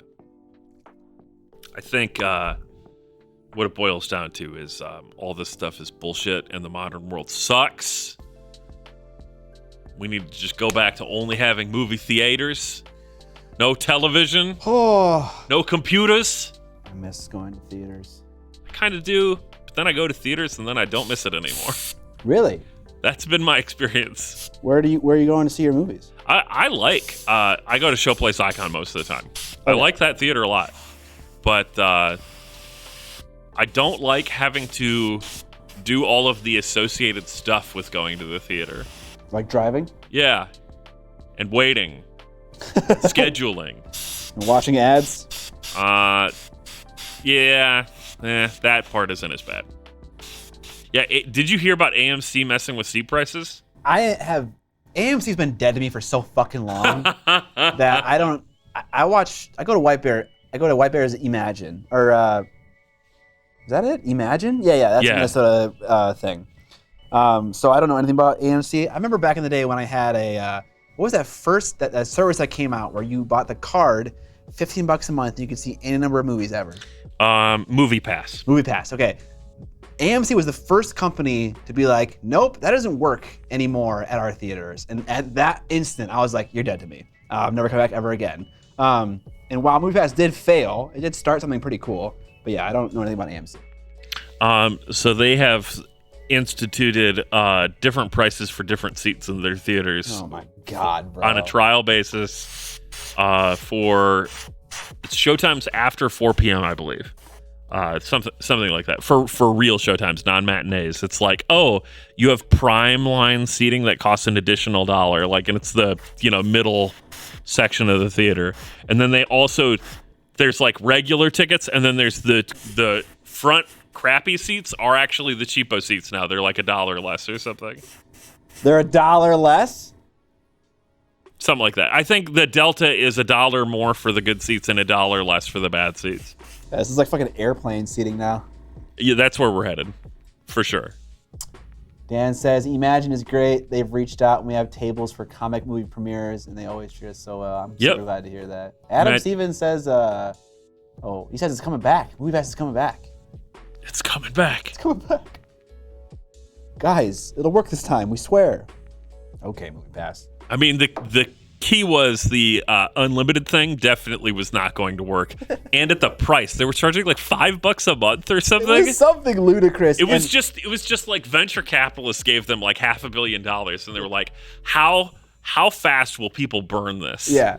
And it's like most people, that's not like, I had it for a little while and I probably used it like twice. Dude, I used it so much. Right. And then there were the people that were like, sweet, unlimited movies. I go to the movie theater 6 times a week. Dude. Every day after work, I just go see a movie. It was incredible.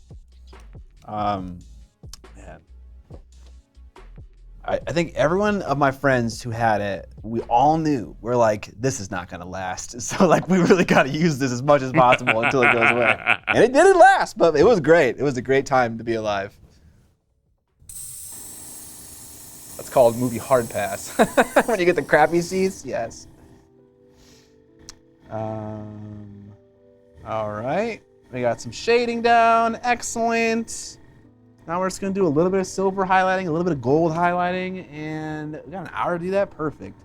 And I'm going to do a little plink of teal in their eyes, like I did Victarion Greyjoy.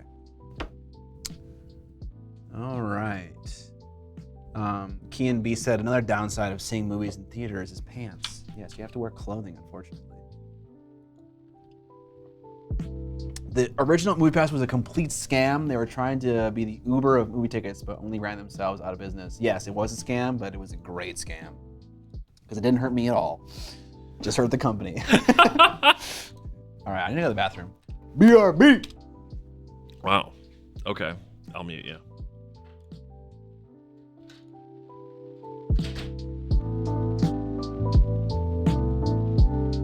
Well, chat, it's just us now. This is pretty good. Hang on.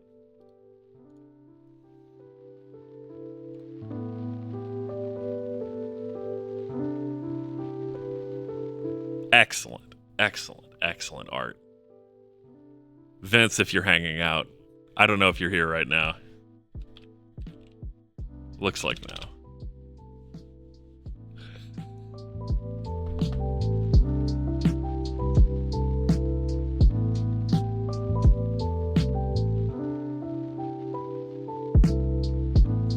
My health is good. Alchemy Billy painting question. Do you have any advice for tying all the models in a unit together. I feel like using the same scheme in basing isn't always enough. I mean, I feel like that is enough normally, but it depends.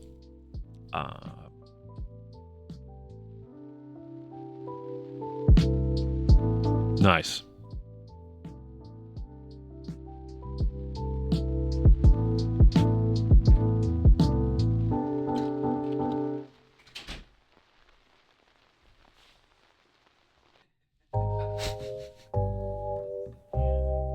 That I don't get, but it's fucking obviously Vince and hilarious. It is obviously Vince. It is Fist of the North Star. Classic hardcore anime. What up, Vince is in the chat. What up, Vince? This is an approved use of my likeness. Rufus says, Atmos at home is just so easy on most streaming services these days. I would say if you are using the streaming app, it's like if you're using like the HBO Max app on like your Amazon Fire Stick, then oftentimes 7.1 surround sound and similar offerings do work. But if you're on a home theater computer, it's much more difficult to get all those things to work. Like for instance, the Amazon website just straight up does not have anything other than stereo audio. Like there is no app, there is nothing, there's no trick to get it to work. So that's annoying. Season finale, thanks to the Prime sub. Also, we have a sub goal of 50 subs for this stream to give away some Dune Vipers. So if you're holding on to your Amazon Prime sub, now is a good time to use that. Give some money to a channel for free and give it away or take it away from Jeff Bezos. That guy sucks. Everyone hates rich people, right? If you don't know about Amazon Prime, you can attach your Amazon Prime to Twitch and sub to one free channel a month. You have to re-up it every single month. It doesn't just do it recurring. Man, your words like got really jumbled on your explanation, but I think people got it. Cramboyd, thanks to the Prime sub. And Technovator, subscribing with Prime. Yeah, PC shit is locked down. Get yourself an NVIDIA shit, you Luddite. Fucking A. Technovator, thank you as well. Rich people suck unless I'm rich. There you go. There you fucking go. Okay, should we do the eyes first or the highlighting first? We'll do the eyes first, because we're probably gonna make a mistake doing that. You know, it's the easy way to avoid making a mistake doing eyes, Scott. It's just not do eyes? Damn right. Hashtag team fuck eyes. Oh my god. Why is this happening? For some reason, my white balance thing is up, so we'll just set it. Looks good to me. Yeah. All right. Aside from the wiggling. All right. We're just gonna do just little teal blobs in these helmets because that's all we can do. Vince, can you tell these hedonists to go paint their eyes, please? Yes, Vince, would you believe that there is a group of people that watch my stream that just don't paint eyes at all? How could they? I'm over here flooding Chaos Warrior eye sockets with red ink, and let me tell you, I'm having a great time.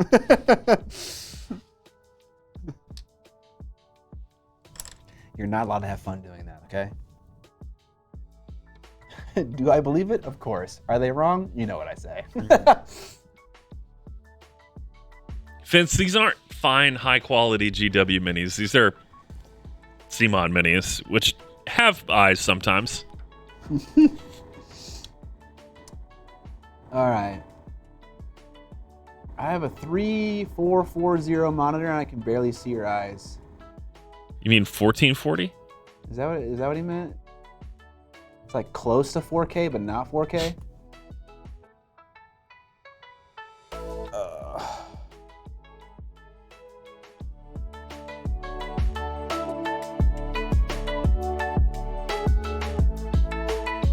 Okay, my thumb is getting in the way of my paintbrush. What is going on?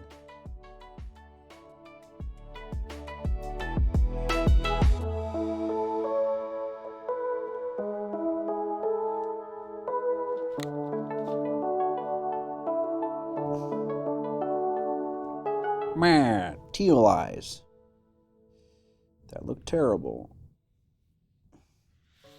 Not only is there like a helmet that gets in the way, but also the sides of the hood encroaches. The fuck? Okay. Scott, do you have experience with 75 scale paints? You can say anything about them? I do have experience with scale 75 paints, yes. What are the questions? That's it. Can you say anything about them?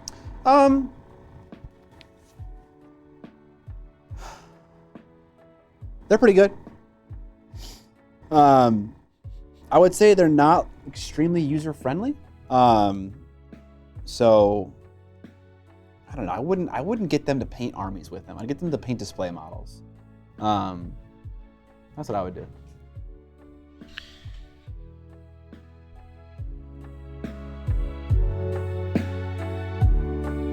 Okay, I just wanted to add some skin there to like make those eyes seem a little bit more centered. It's not supposed to be much of anything. It's just like most of these guys have their heads pointed down anyways, so it's not supposed to be much.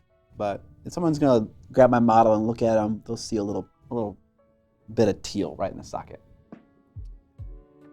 What's my favorite black airbrush primer? I just use Badger Stynylrez. Res. You don't have to use it, but I have a giant bottle of it and it's been working for me, although a lot of people have reported problems using them. Like that the big bottle gets all like sploogey and nasty. So keep that in mind. It's true. I am only streaming at 1080p.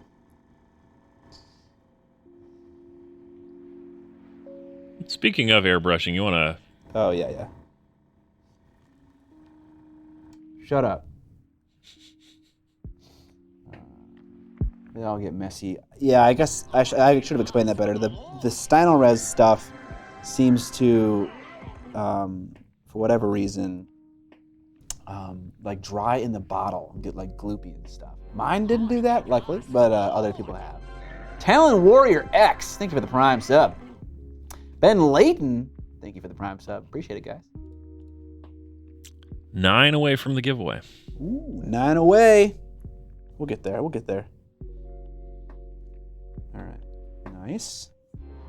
Let's see if I can make these eyes a little bit better. Let's see if I can... Late Night Painter subscribing with Prime. Oh, thank you, Late Night Painter.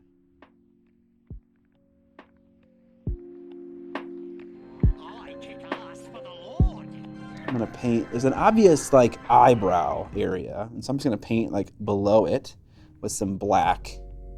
Oh, see, like this guy has like his head toward the other side of his fucking cloak here, and like there's no fucking chance. I'm just stabbing right now in the dark. That actually wasn't too bad.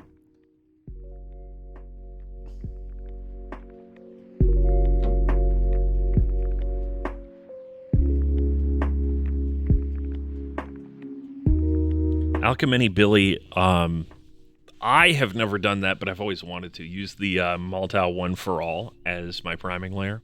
Late Night Painter and Sunrise, thanks for the Prime sub. Appreciate it, guys. I said Late Night Painter. Did you? I did. Not bad. Sunrise, thanks for the sub. Maltao One for All Black, were you talking about that one too? Yeah. Is that one, are those paints actually supposed to be used as a primer? Like my understanding is that all those Maltao One for Alls are any surface paints because they're like formulated similar to like a spray paint or whatever, where they're supposed to have super crazy adhesion. Because all a primer really is a paint that's got more adhesive properties in it from like a different balance of the resins and blah blah blah. So yeah, exactly. Like Alchemy Billy says, they're designed to stick to walls and stuff, so the adhesion's great. Got it. Going to be starting a custom Sisters of Battle kill team soon with a white and magenta color scheme.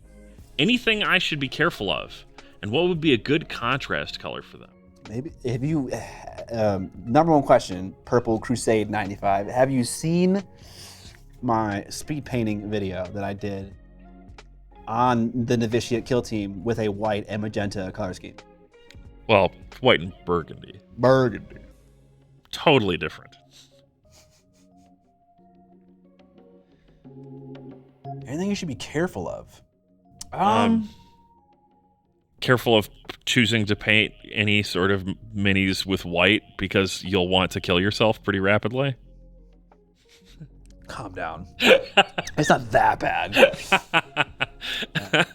Yeah, I think bad paint done worse has a good point. Remember that white paint is never really white. Yeah. Don't get any magenta in your white. Yeah. Yeah, I mean, a lot of good points being brought up here. It's all about order of operations, right? If you can leave your white highlighting and correction stage to the very end, you'll save a lot of heartache. Ooh.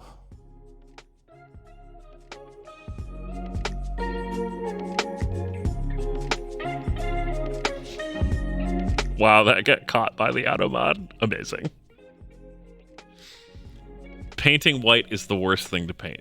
I actually think that black is more annoying, but it's hard. They're both really the two most annoying things for me.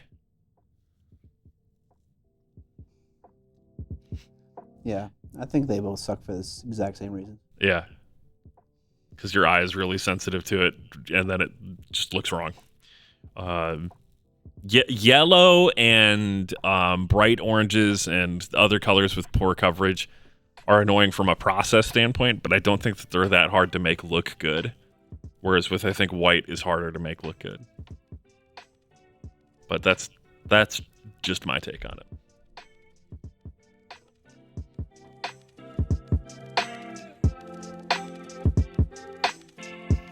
Yellow is in the chat.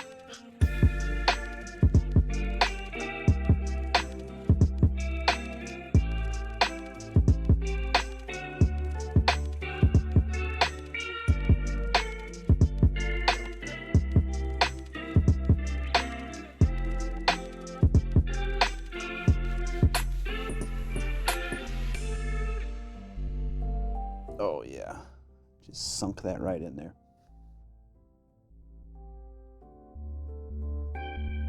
Little glowy bead, like, you know, little Ewok type eyes. Depends on the size of the surface you paint white. If it's rather small, it isn't that bad. Yeah, that's kind of my experience in painting that Novitiate kill team, because like what I was painting white was just like their shoulder pads.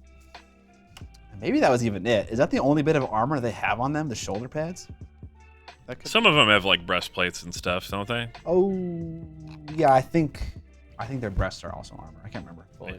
I have one more Novitiate kill team person to paint. Then I'll have the every single model in the squad painted at least once. Is that the Hera models in the chat, like the company Hera models? If so, what up? If not, also what up? Trying to design a color scheme for my Stormcast. I don't like the idea of gold. So I want to do silver and have a cyan/sky blue color for my magic and such, but I'm not sure what other colors to choose. Blue, purple, any advice? Well, obviously your blue is going to be like your cloaks and your fabrics and your and whatnot, and then your silver is all your armor. And to be honest, there isn't much left on a Stormcast Eternal to paint at that point. You have straps, weapon hafts, maybe the color of the eyes. I would say if you want to include a color, I would say you should shade your steel with a fun color. Maybe like make it blue, like just like the fabric, or green. You know, silver is like the white or the gray of the metallic world. So you can shade it with a lot of different colors and kind of get a lot of fun color in that way. I think you do have to think about what your third color is for Stormcast, because some of them will have like a cape and a crotch cloak or whatever. Okay. But yeah, for the most part, you're going to be working with a primary metallic or non, whatever, and then one cloth color. That was indeed the Hera models. What up, guys? Yeah. Love your company. You have fantastic models.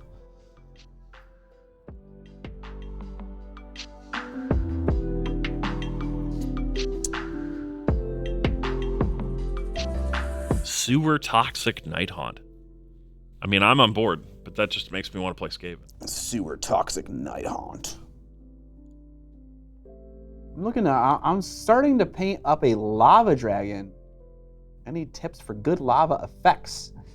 Fluo paints. How big is this league? There are 3 other Night Haunt armies in this league, so I gotta be different. Damn. Dang. Everyone playing Night Haunt up in here. Everybody.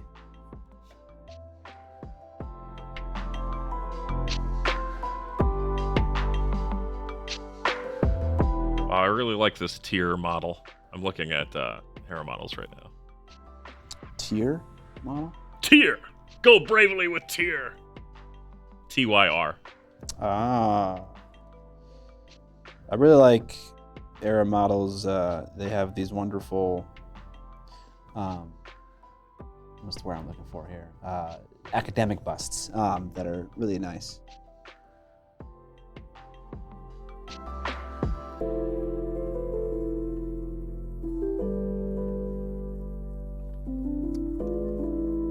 All those Night Hunt armies in Melee is going to be like playing the world's most expensive game of Barrel of Monkeys.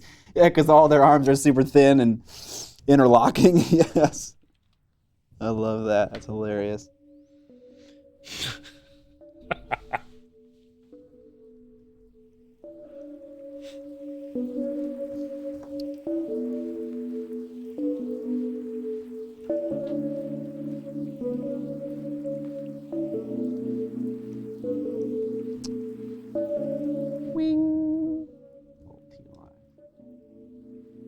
That's okay, era models.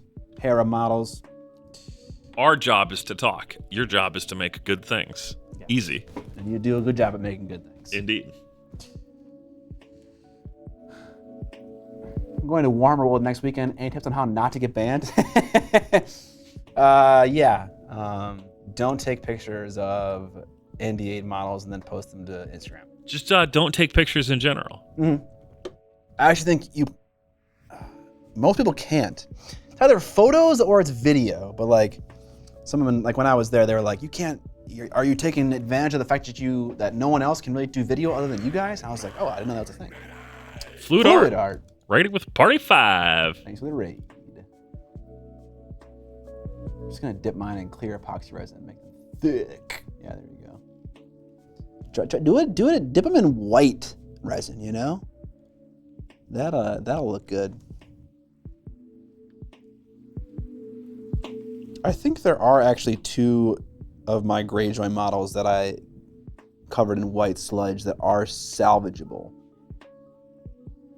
And maybe that'll be a stream where I'm like salvaging that. But this guy right here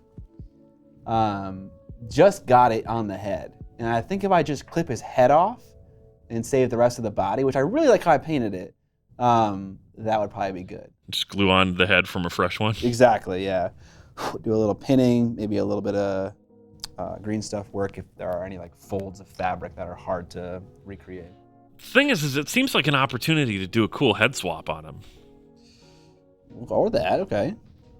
That is true. That would have been a way to fix that problem, like if I didn't have another model just sitting around.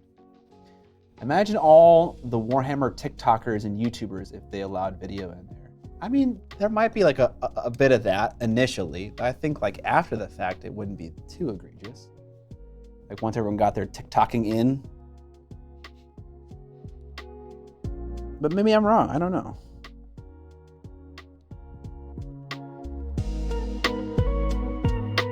Nitro Sarcasta, you've got like 6 weeks to get your painting done before Adepticon. Not quite.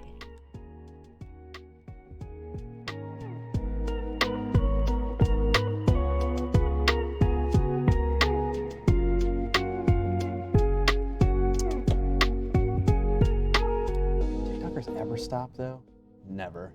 Can't stop, won't stop. I feel like content creators in general just have a air of relentlessness about them, which is kind of what you have to do to be successful in social media. I think you just need to like be on your grind constantly. Never stop, never stopping. Exactly. Pyre the Red says, "Hey there, Scott. My Hey. LGSs want me to start teaching painting classes. Nice. As someone who's taught multiple classes thus far, do you have any tips for a beginner who thinks that their mini painting work is too subpar to actually teach a class?" Well, here's my first thing. Clearly, your work is not too subpar to teach a class, or else your LGS wouldn't ask you to teach a class. Yeah. There's clearly something about your painting that is desirable for other people. Yeah. And so, advice for a class, I don't know. I think probably it kind of depends how long the class is. You know, is it a full day thing? Is it a 2-hour thing? You know, what does it look like? But other than that, I think it's really important for like a beginner painting class to walk away with a model that they're like happy with. And I think also the kind of model you pick is important. Like I wouldn't buy one that's like complicated or has a bunch of like fiddly bits on it. I'd pick a nice simple model and just go for a nice simple execution. And I would also say like, if it's a more casual experience and people are kind of like walking in and walking out and things like that, like don't stress yourself out too much about making sure that you create an amazing educational experience. It's more about just getting people to paint at that point. Make me Southern, always, please. Paid in experience. Hey, Scott, you know what time it is? It's nut time! Nut time! God damn!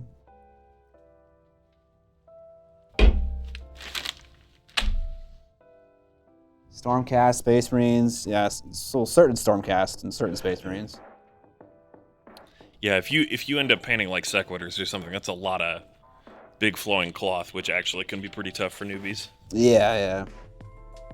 They're also quite, especially Stormcasts, are quite large models, and so it's like you do a big model, kind of takes a while to kind of get through all that. You don't really think about how long it takes to base coat a model with a brush. That can eat up a lot of your class time. That's true, but if you're doing Stormcast and you're just base coating them in metallic, you can just, congrats, you painted a mini. You painted it silver and then put a wash on it. That's you true. did it. That's true. Show up with models that are prepped and ready to paint. Do not ask your students to do that. And like, I don't know, figure out what the point of the class is, right? If the point of the class is not to teach people how to base coat models effectively, then come with the models base coated, you know, like, or come with them primed a color that matches a significant portion on the model. Like if it's Stormcast, prime them gold, prime them silver, or whatever it's going to be. And that'll be a lot easier for your students, because you want to spend time focusing on things that matter, not doing a bunch of like needless bullshit. What up, the Gentleman Paints? Love that name. Evan, give me a mic level breaking yeehaw. Evan, please do not. Ooh. Most satisfying sound on the planet.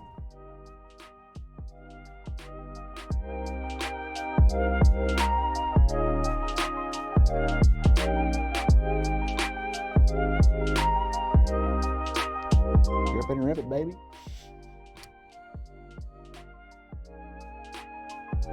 Time to break down them Dominion boxes for painting classes. No kidding. I don't know. I don't think Stormcast are a bad choice, actually.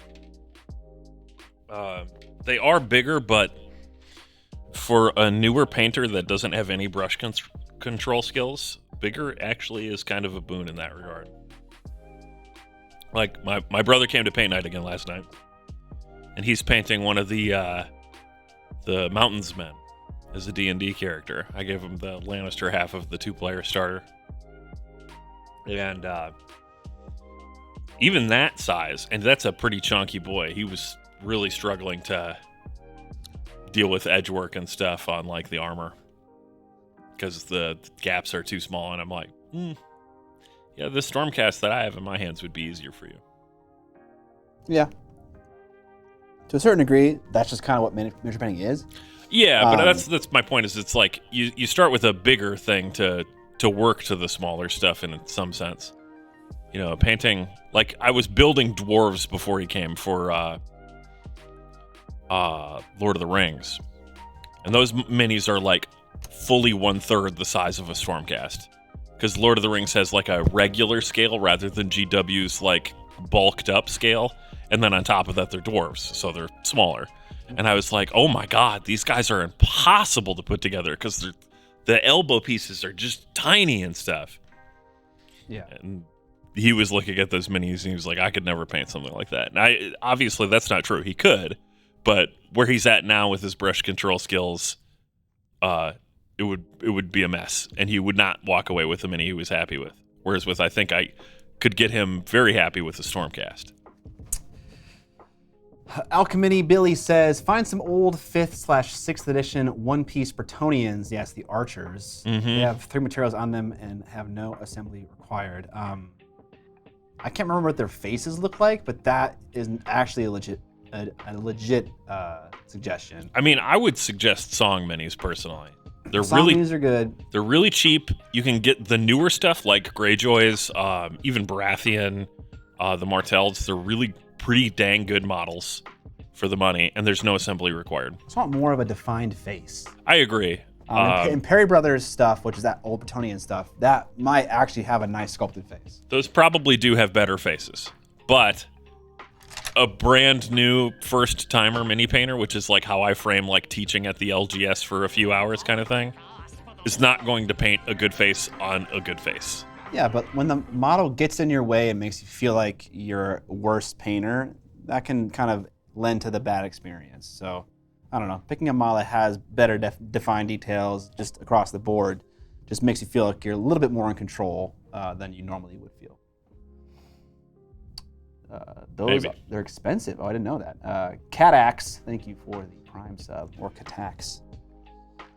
But maybe you're right. Maybe a beginner doesn't care so much about that. I don't know. I haven't done a beginner class. I did one beginner class at a store in Canada, but that was kind of it.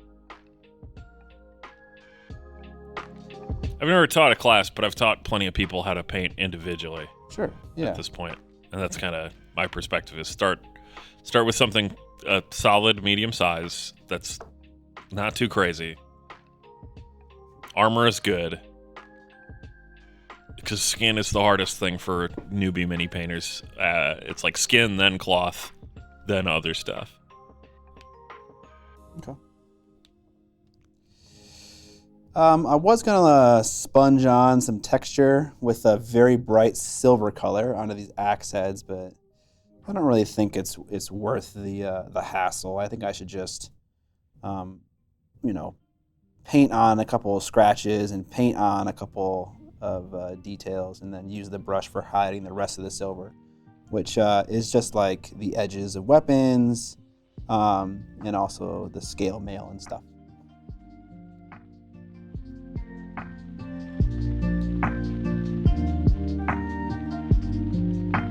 Pixel Wolf 17, do you have any real advice for aiming better with the airbrush? By the time I'm close enough that I actually hit what I want, I'm too close and splatter.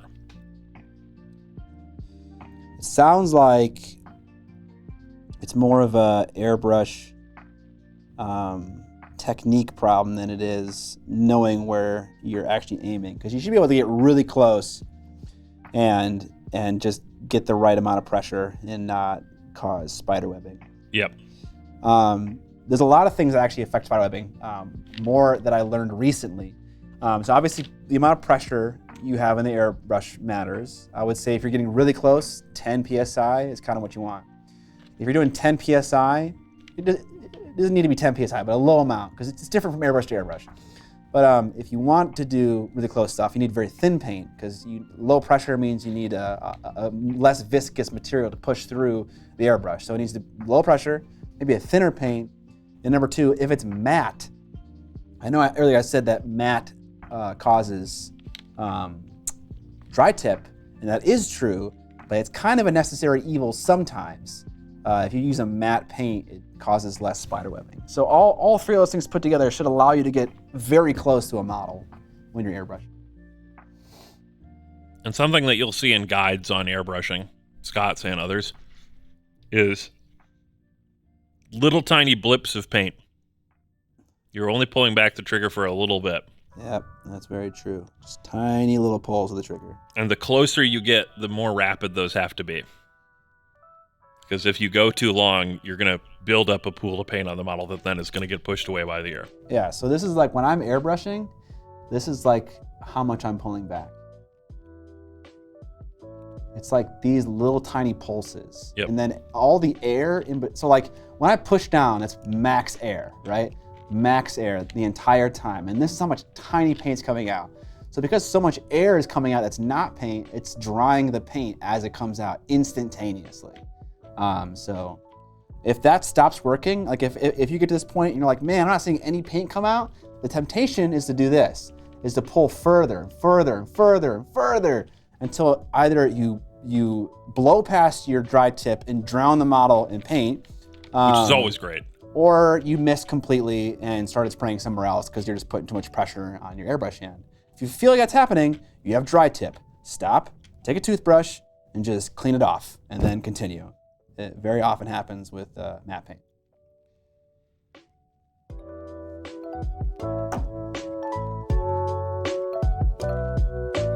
I do think that people sometimes get into bad habits from starting by priming minis with airbrushes. That's true, yeah. Because when you're priming, you just pull that sucker back. You know, Right, like that's... let it rip. Yeah, exactly. You're just getting it done quick. And then you start trying to transition to tighter skills, and none of what you're doing, other than how to orient the airbrush and point it at the thing that you want to hit, translates over. And so people are like, why is airbrushing so hard? Oh my God. How do these other people do it? And they like haven't picked up on the fact that the priming thing has actually like trained them wrong. Right. People always say I'm buying an airbrush so that I can base coat and prime models. And Yeah. like, okay. Well, yeah, not exactly the same approach when airbrushing other stuff. Yeah. All right. So what we're doing now is we're just doing little scratchy highlights on the scales, little highlights on the gold thing on his head, on the hilt of the sword, stuff like that. And then these guys are done. Other than maybe a couple of small corrections. Oh, I wanted to paint this weird bauble thing in the middle gold. And that was it. All right, finished Silence Men. And then I can put him on the completed bases, and I'll have a unit of Silenced Men. Oh my God! Airbrushing is a lot like shooting guns at the range. Never unclog your airbrush while pointing at something you aren't willing to destroy. Yeah, I guess so, yeah.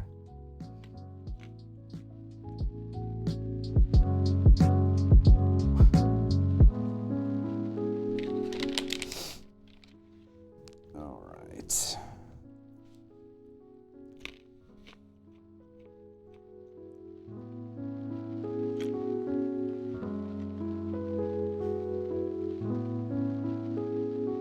I should really use a darker silver. Is there a darker silver in the AK interactive range? I know there are plenty of darker silvers in general.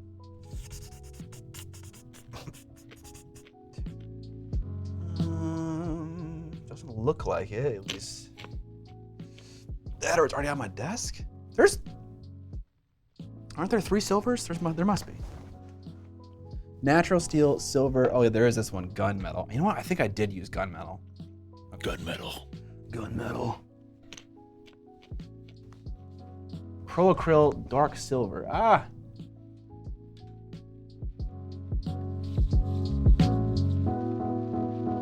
Your team member is looking fantastic. Almost tempts me into working with metallic paints again. Hey, McKay.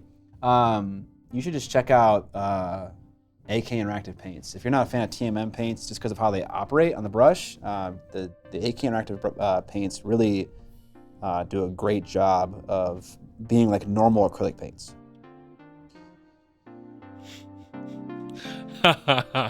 Latino Hot says, oh, Vince V did an airbrush comparison video. I thought y'all were kidding about how dirty his airbrushes were, but OMG, I just wanted to watch them. Bro, it's not okay. I saw the inside of the cup and I went, what?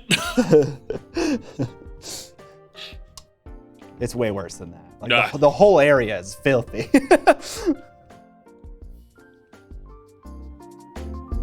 But, you know, I don't really put much stock in worrying about that. It's a tool after all. It's gonna get dirty.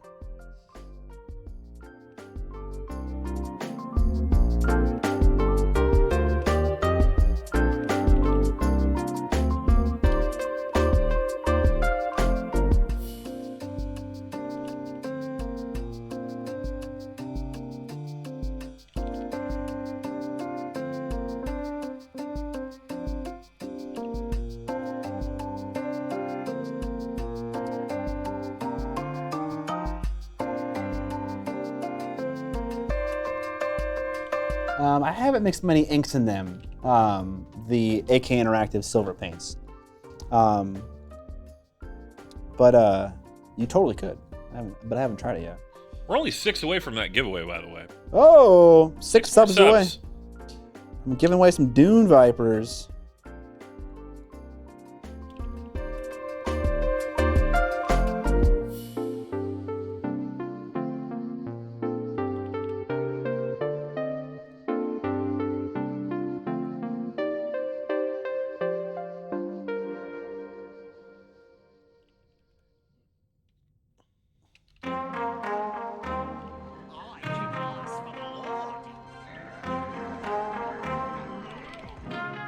Jess777 subscribing 2 months in a row. I'm a little late, but I made it. What up, yo? What up, Jess? We just lost the paint cam for a second there, Oh, okay. and then it came back. What's a Dune Viper? This. What is a Dune Viper? It's this box of Martells from A Song of Ice and Fire. They're pretty sweet. They are pretty sweet. They got spears and nets. They have spears and nets and Dune. Alchemy Billy, thanks for the 25 bits. Oh, well, you're getting some broken Dune Vipers. They're securely fastened, don't worry. Yeah, they have to survive all the rigors of shipping from Asia. Yes.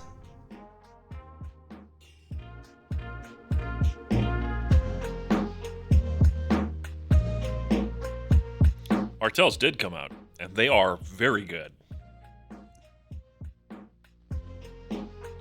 Would you call them a harder faction to learn how to play? Yes. Did I do all the gold? I did. Okay, nice. Gotta drop the sub gold to 45 now that you drop. Oh, yeah. Because the value of the model reduced, yeah. I love that. No, it's increased because a celebrity did it. Yeah, there you go. Will they ever have a White Walker faction? The others were something that they talked about during the Kickstarter. That's something that they'd like to do, but my understanding is that George doesn't want them to be a player faction. So it'll happen at some point, I presume. Why do you care, bro? He wants them to be an existential threat. Maybe what they'll do is they'll introduce like a expansion for the game that's like PvE. Where you have to team up to take on the White Walkers. Because C-Mon is the company that makes Zombicide, so... you ready for ASOIF Zombicide? That is totally gonna happen. Oh my god. That's why there are no fucking White Walkers, because they're fucking holding on to them for a Zombicide thing. Oh my god, dude. Love them anyway. What's it called? It's a silenced man from the game Song of Ice and Fire, some faction Greyjoys. Thanks, Ron. Appreciate it, man. Ludonk, thanks for the Prime sub. Any tips on painting fine lines on faces? I think I'm doing some face paint on Cabalite. Oh. Yeah. It's all about having a nice sharp brush, right? So a brush like this. And a steady hand. And steady hand. Being good. So this is helpful, a brush. The other thing is that a round brush, which is the kind of brush that you and I and everyone uses in mini painting, it's round. And you can make it sharper in one orientation by doing something like this. So if you push it down on your thumb like that, now it is a dagger's edge from this orientation. Not that one so much, but this one very thin and narrow. So you can like really sneak that into anything you want. So that's one piece of advice. Use paint with some amount of, not too much viscosity. Like the more thinner you have in it, whether that's water or whatever, it'll wick off your brush more easily. That's important. But you don't want so much that you're getting like a translucent face paint. You don't want that because going over that again is just misery. What else? You said something, Evan, that made me think of something else. What did you say? Were you joking at the beginning? What was I joking about? A steady hand. You need a steady hand. Oh, that's the other thing. Fucking molest your model, okay? Like, yeah. If you are fucking painting, like face paint, like when I paint models, I have all the standard like stability. I have my elbows, I have my forearms, I have my hands. I have my hands like on the plinth and like everything. But if I'm painting like a face, like this is what I'm doing. Like I'm pinching that head with my fingers. I am like, my brush fingers are touching the fingers that are stabilizing the grip. Super Gamer Boys gifting 4 subs. Thank you. Wanted to cap off that giveaway. Oh, nice, very nice. But yeah, so like this kind of stability where it's like, I am anchored to this thing's head right now because this finger is touching his head and all my other fingers that touch the brush are touching that finger. So wherever the head goes, I go. My brush moves as one with it. And then I can use my fingertip dexterity that we all have from being mini painters and like touch what I want to touch. So just really like fucking touch this model, you know, just give it a good touch. You know what I'm saying?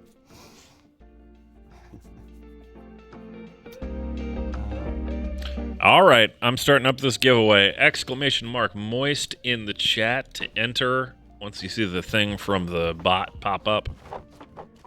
Exclamation mark moist. There we go. Gotta be a follower of the channel. And don't be in a country or locale that prevents you from entering into a raffle type giveaway and calls it gambling or whatever. You'll know because you're not normally allowed to enter giveaways. Don't ruin it for everybody else. Yeah.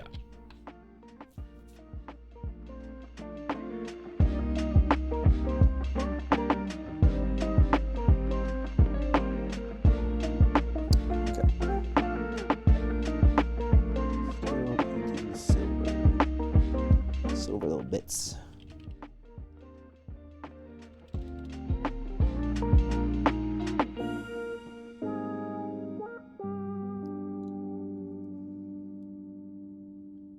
I'm in the right channel, yes. Following but not subbed is okay, yes. You do not need to be Yeah, no, you subbed. don't need to be a sub. You just need to be following because otherwise it makes messages weird. It also is gambling if I were to require a sub. Yeah, if you require subs for giveaways, you're violating Twitch's terms of service and you're violating the law in the United States. Both of which we do not do. I don't like to do that. But trust me, I'd take your fucking money if you're offering. Ron, you can get these minis from, your local game store, theoretically, but if you can't, from Simon. These are Silenced Men from Song of Ice and Fire. I'll throw a link in the chat in just a second here.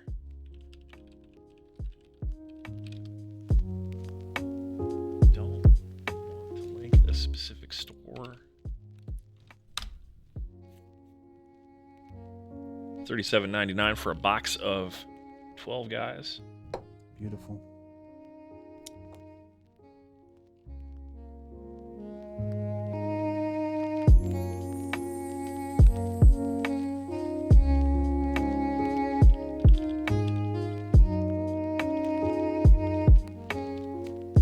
If you have Ron, you got plenty of stores locally if you're in the UK. The song scene there is huge. The biggest tournament that's ever happened in the UK this year, or last year. 120-something players. Retro Evil Inc. subscribing with Prime 11 months in a row. Got off work early. Glad I can catch the stream. Working on D&D terrain. Any suggestions for painting, building, and terrain? I assume buildings and terrain. Also, when are you guys coming to LA for painting classes?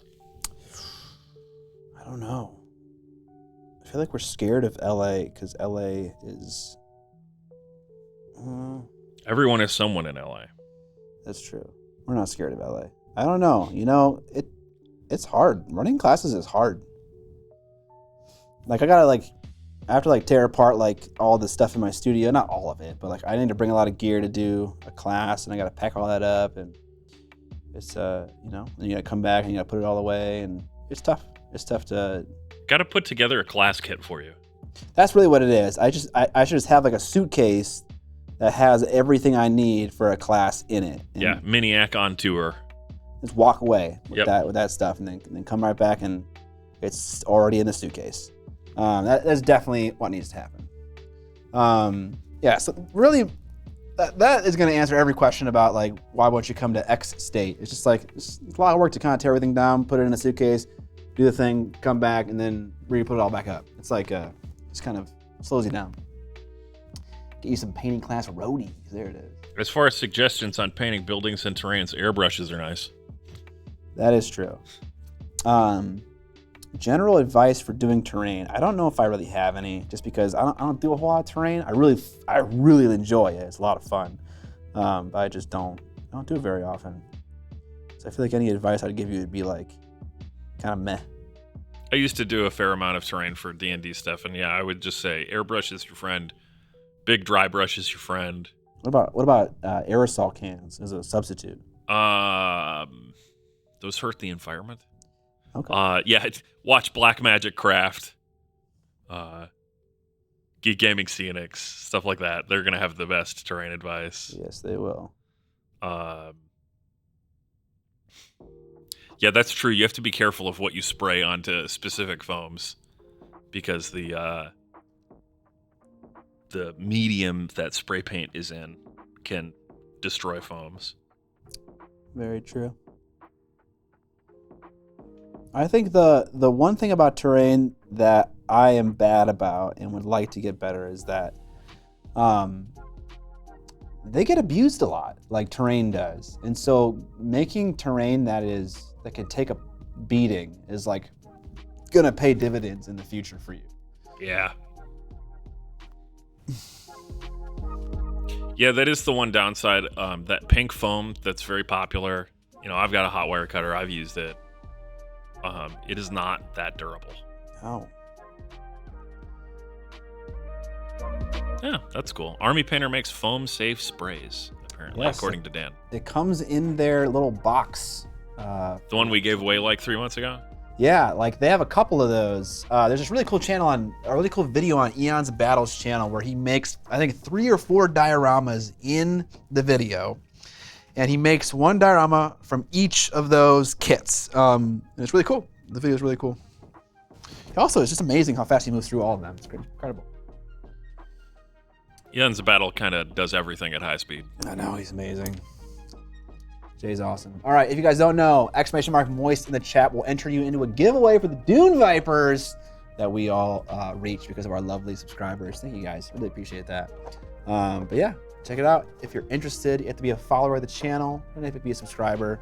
And also, you have to exist in a country that allows you to participate in these kinds of things and doesn't consider it gambling. If I consider it gambling, I'm gonna get in trouble. So don't do that. A few Mod Podge layers on foam really helps make it more durable. That is true. That is true. When I had Jeremy over, that's what he taught me to do. But one other thing. Whoa. No. Here's the thing that we made. Magenta Pikachu subscribing. Thank you. 2 months in a row. Oh, Magenta Pikachu. Magenta's not a color. Hit. Yeah, let's get on that painting camera there. I'm on the painting camera. Nice. The edge of my MDF base here, it's made on MDF, is really starting to like be obvious now. Or like this is like that white stuff is that cellulose. What's that stuff called? Sculpt mold. So like, I don't know, maybe some kind of primer for better paint adhesion or something that protects the edges of the base. I'm not getting any pink foam though. Anyone catch this reference right here? Little bloody hands inside of a runic stone. But yeah, a lot of paint coming off on the edges of the base, which I wouldn't have anticipated. Mycelium Banes! Thanks for the subs. 8 months in a row. Paint me like one of your Greyjoy minis. That piece looks awesome. Thank you very much. Mix Mod Podge with the base color when you put it down. That's a solid idea. Rufus kit. Solid idea. I think just hard edges on anything, minis, terrain, whatever. They pick up that wear, and for the edges of something like that, that's going to be where the stuff chips off. 100%. So, Woodland Scenics makes a matte cement. That's really handy. Decent crash for it too. did you talk to that guy about that thing, Scott? What thing? Oh, Luca? Luke? Yeah. Yeah, I did. Nice. Nice.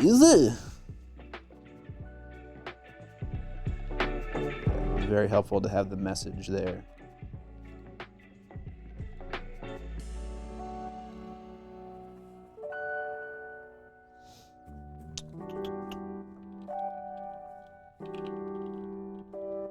All right. Chat, any questions? Direct to Evan. I gotta finish this unit.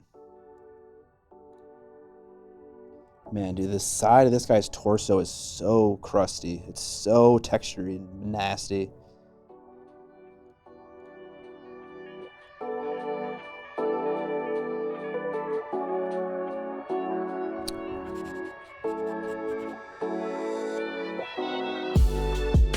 I gotta put some blood on these weapons.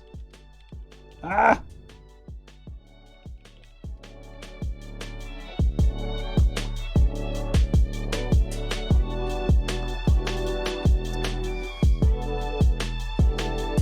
How's the gameplay for Songwise Fireman?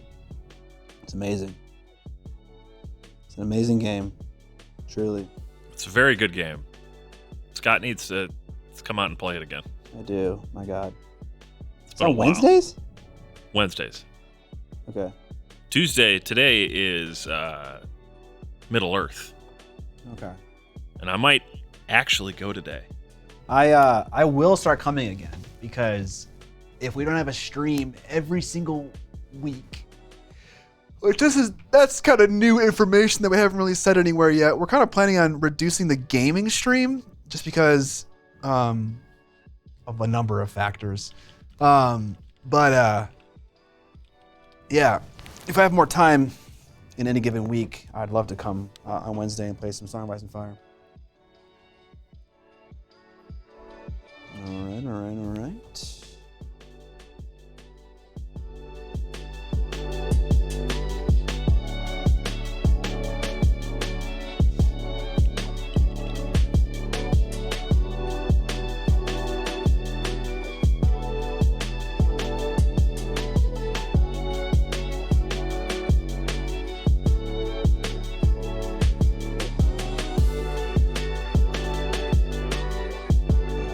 I should have definitely done the dark blue base coat and silver overbrush for the chainmail versus doing the silver and then the wash.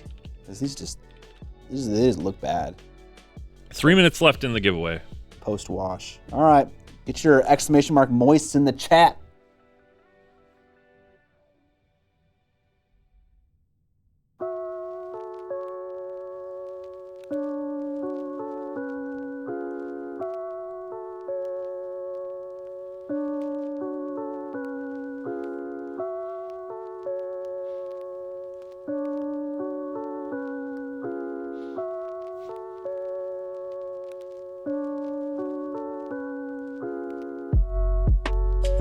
I have never hated assembling more than assembling minis last night. Why? Assembling those dwarves was like known to the state of California to cause cancer. What Middle Earth dwarves? strategy battle game ones. Oh.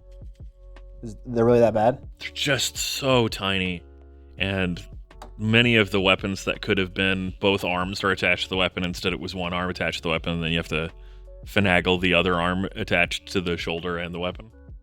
And I know they could have done it with both of them attached, because on some of them they did that.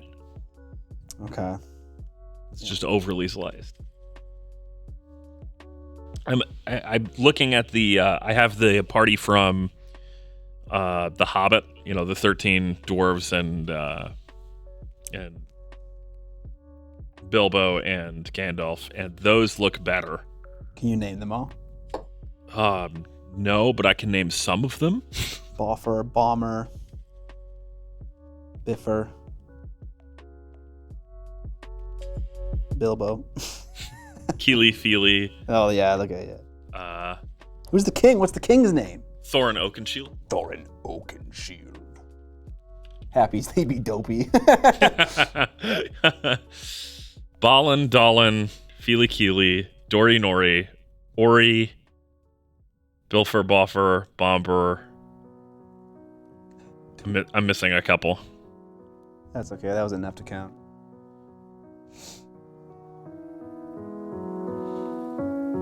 Loosey goosey, flipsy, Neely, Bambi. Nice.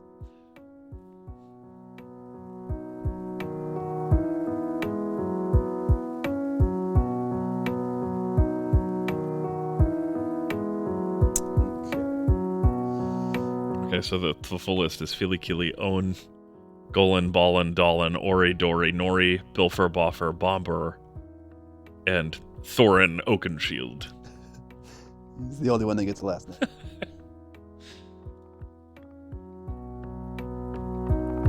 Oh no, Oakenshield is a title. Oh, okay.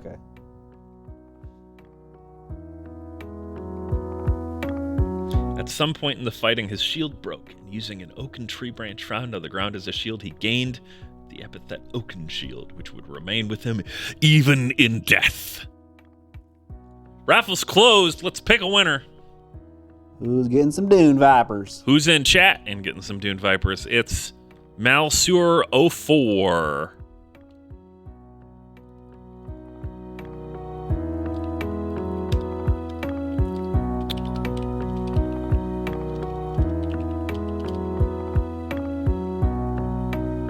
Let's see if they sound off in chat. We need you to show up in chat and say, hey, wow, I won.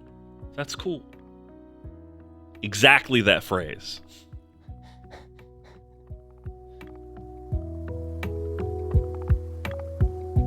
Only 3 years late. Interview with Vincey V. Oh, on his channel. Yeah, that was fun.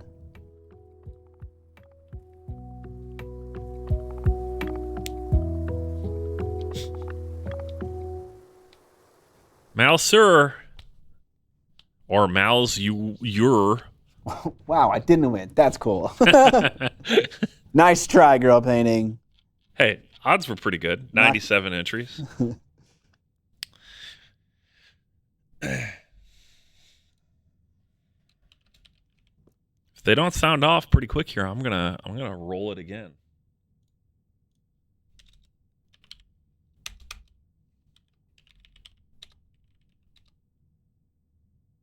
There we go. Wow, thanks, guys. That's not what I told you to say.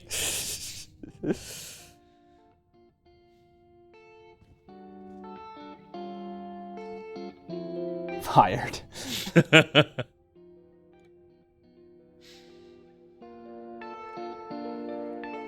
All right, I just whispered you.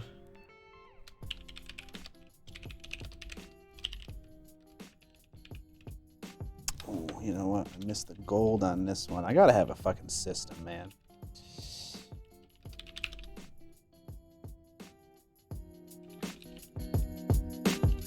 Well, it's a good thing I said it out loud a couple times.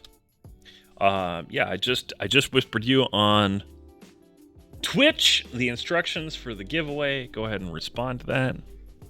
And congratulations.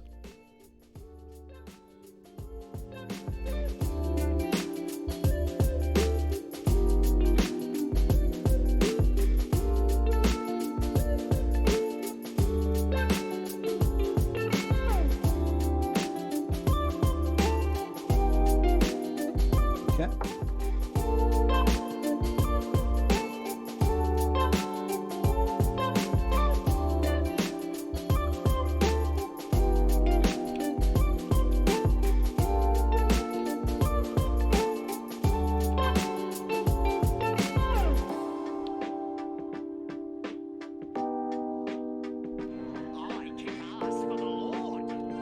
Breaking Prime says, by the way, Miniac, I have been loving the cutting mat I won a couple weeks ago. Thanks so much. Hey, that's awesome. Glad to hear that.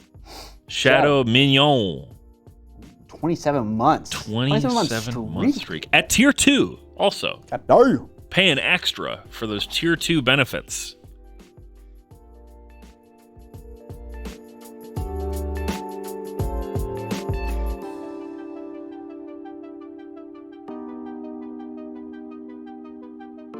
Breaking Prime says, it magically made me paint better.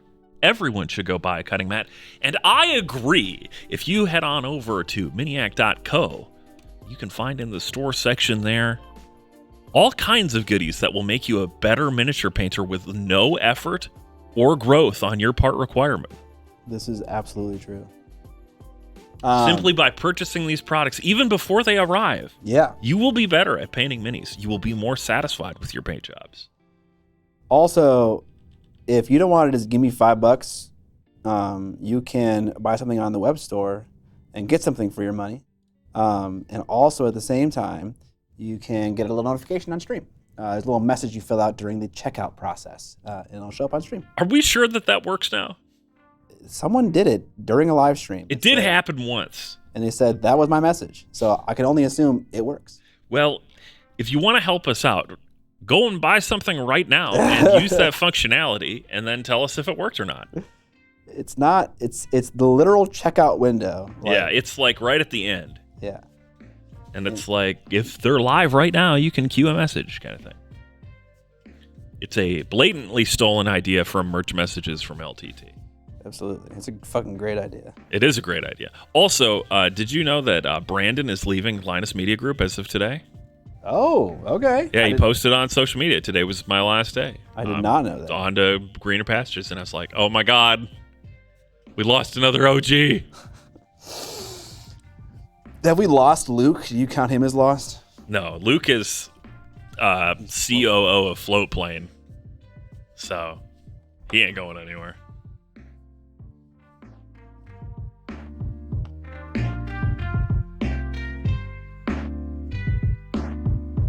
That's why I watched the stream. Improvement through osmosis. Yes. It is how it works.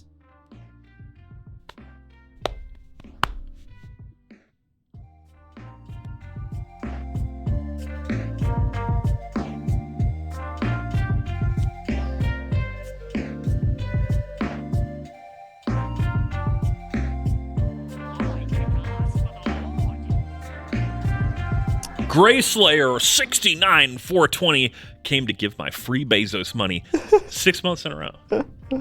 Love the name. Love the name. Grayslayer 69420. Just need some X's at the beginning and end. Oh yeah, like a lowercase x and then a capitalized X. Yep. Absolutely. That's my fucking AOL instant messenger name in high school right there.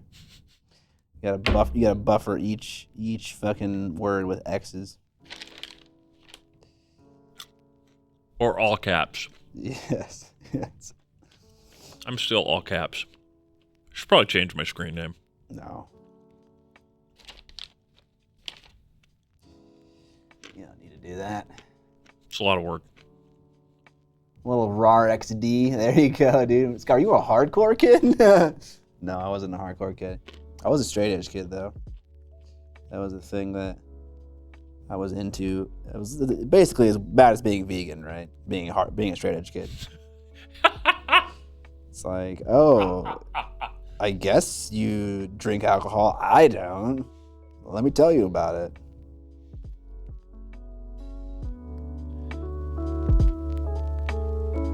So what you're saying, Scott, is you weren't one of the cool kids in high school?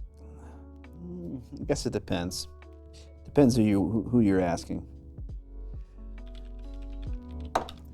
One more. Ah!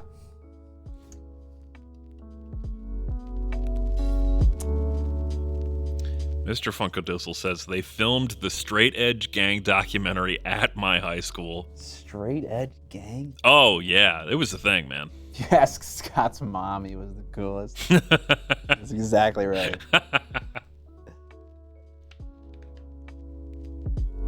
Curtis and Alex obviously thought you were cool. Oh, yeah. We were all cool. No. All my friends did not appreciate my opinions about alcohol and drug use in high school. I was I don't even know what you'd call it. Scott was moral oral.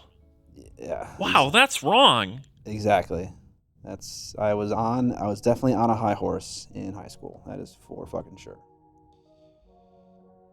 I mean, I have never imbibed any illegal drugs, and I didn't drink until I was 21, but I also never made it a thing. Yeah, I made it a thing. Yeah. You were a drag, man. Basically.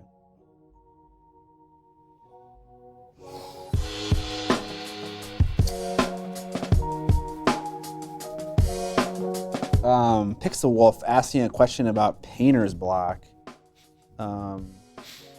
So Mike Genie did buy something, and he says it sort of works. What do you mean it sort of works? Nothing showed up. Oh, there it is. No, this is viewer buying something. Why does this? If you leave it blank, it'll just say viewer. Yes, that is true.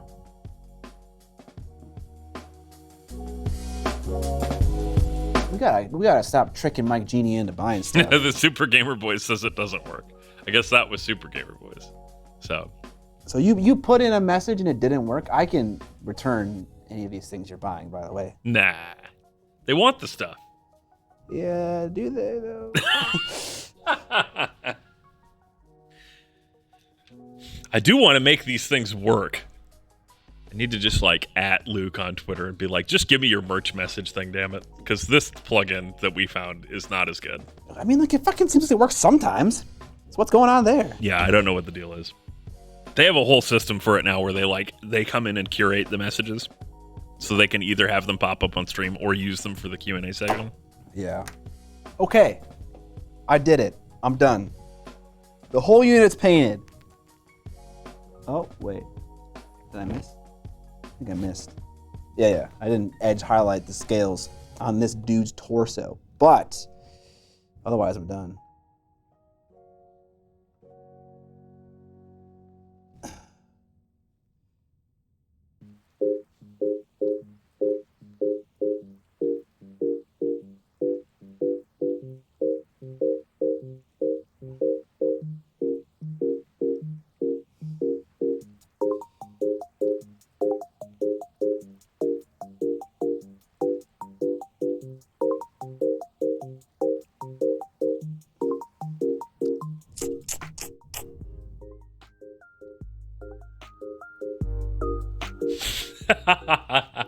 Scott, are you feeling the post-accomplishment depression right now?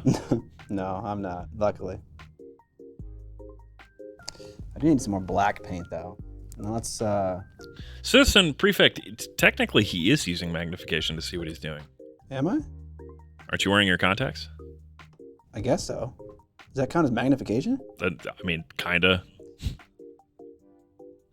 By the strictest definition, I think so. Okay. I guess you could even further go, well, actually, your eyes have lenses. Let's not do that. Let's not be that guy. All right. Yeah, I guess I've gotten pretty lucky with what I'm able to see with my eyes. Okay, we got a lot of models on bases. We got a lot of models that are not on bases and have pins in their feet already, which that is a good start. We got my bases.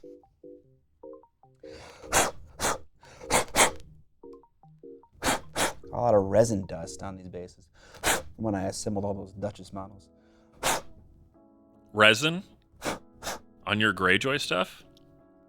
Resin dust. Yeah, I know, but Yes, there is a overlap of statement here. Yes, sadly.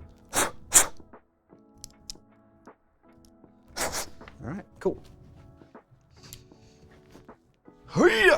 Scott, what are you painting next for the Escalation League?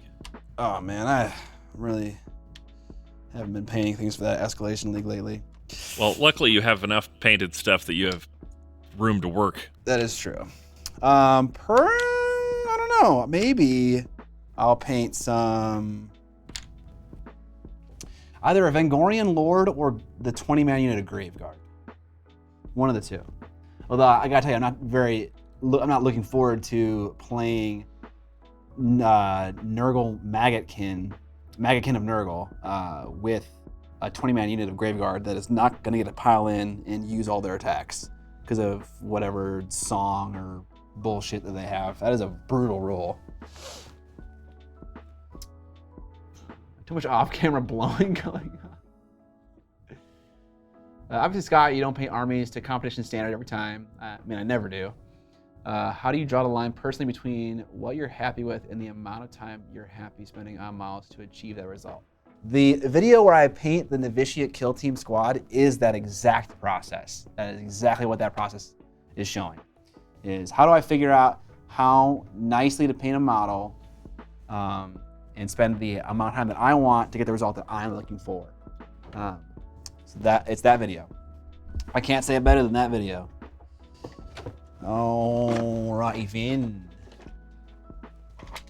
You know, I put this away today, this Dremel thing, because I cleaned up.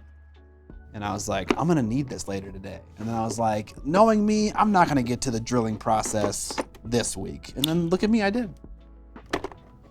I did it. Well, I mean, we could just end the stream now. No!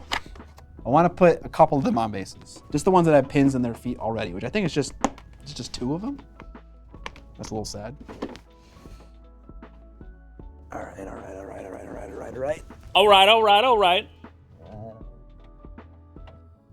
Evan, what's the best thing about high school girls?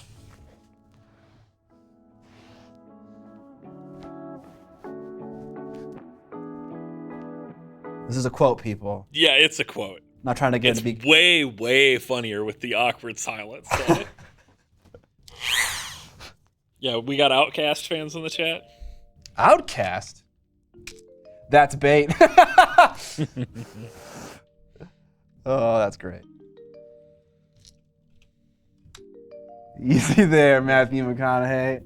That's a hint. Scott, I'm 40. I can't even think about that quote without getting uncomfortable. I mean, yeah, that quote was always uncomfortable.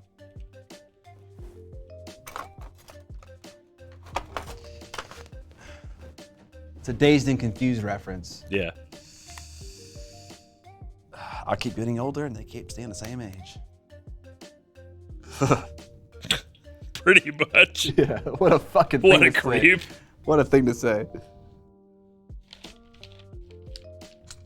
Imagine being Leonardo DiCaprio. Wait, what? Is he in Dazed and Confused? He isn't. No. No, that one. Whoosh on that one. Yeah, big time. He is notorious for continuing to date like a new 20-year-old every year or whatever. Oh, okay. So I saw a chart the other day that was like, as he gets older, the average age of the women that he's dating has gone down slightly. Oh boy. Yeah. He just dates a specific age range, as Chahan says. Yeah.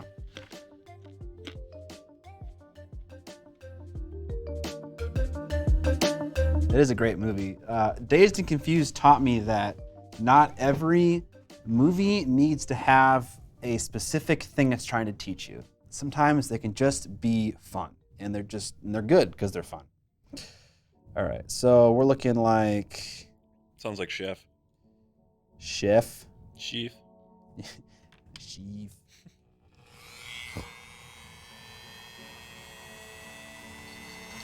Oh no, my paint!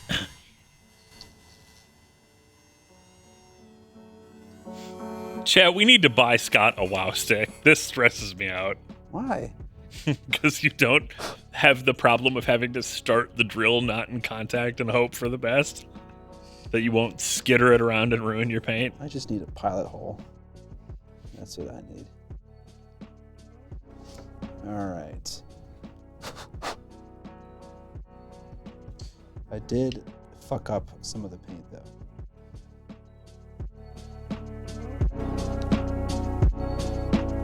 We've all got WoW sticks, Scott. Why don't you? Your WoW stick. That's true. That's what the ladies say, anyway.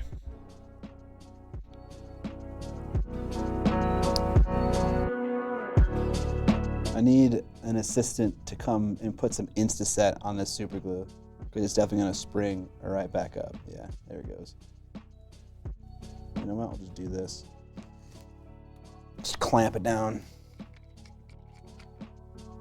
This might, I'm trying to bend the paper clip so that it just stays in that position, but it does not seem like it's working very well.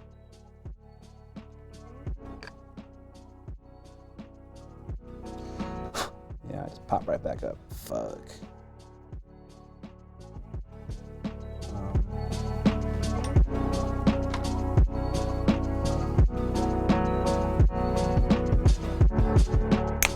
Oh, that was terrifying.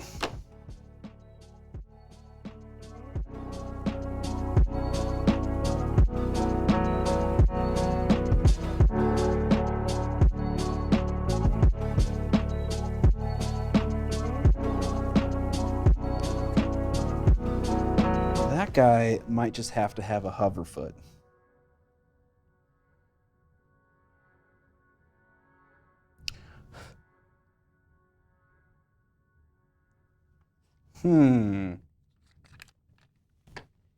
He's not happy, chat. I am not happy. No. Okay, didn't spill anything. What are the bases with little magnet holes? These are cobalt keep bases. They send to the magnet perfectly, which is really nice. But I think what's also nice is that they have this like pattern on the bottom that is designed to work with one of their holders really nicely.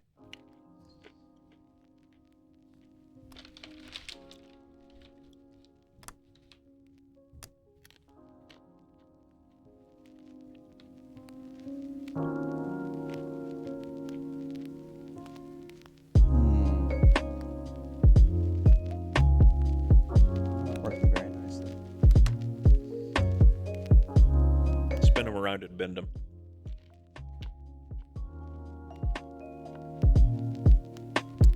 Oh, that was legit advice. Thank you, Evan. No problem. That worked great. I'm a pro. I'm gonna put some glue where his foot is gonna end up resting.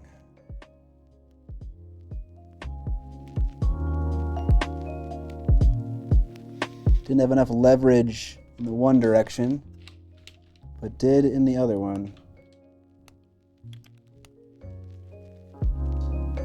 Although I did scrape some paint off when I was working back around the other way, but nothing that a little bit of that same paint can't just fix very easily. Okay. All right, there's two finished ones. The one I started with originally, and then the one I just did now. Now let's do the other guy, and then we'll call it quits.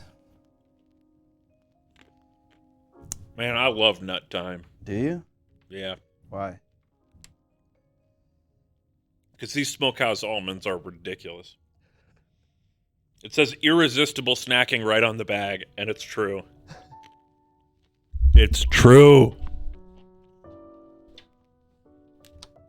There we go. Now the drilling won't wander.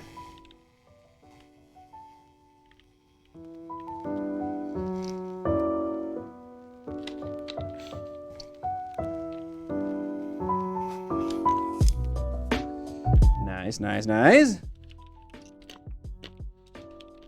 COVID is such a great excuse to order delivery. Man, I have never ordered more delivery food than the last 2 years. Yeah. Yep. Yep.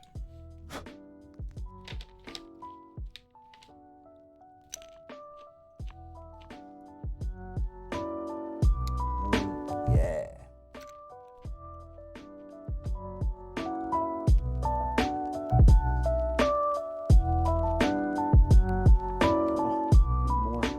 I need more accelerant. I'm a spray bottle. All right, chat. The rest of my dudes are still on their typical bases, and let's see if I can do one. Let's see if I can. Ooh. Ooh. You're gonna have sex with your model? Ugh. So, a Song of Ice and Fire minis have these little pegs on the bottom.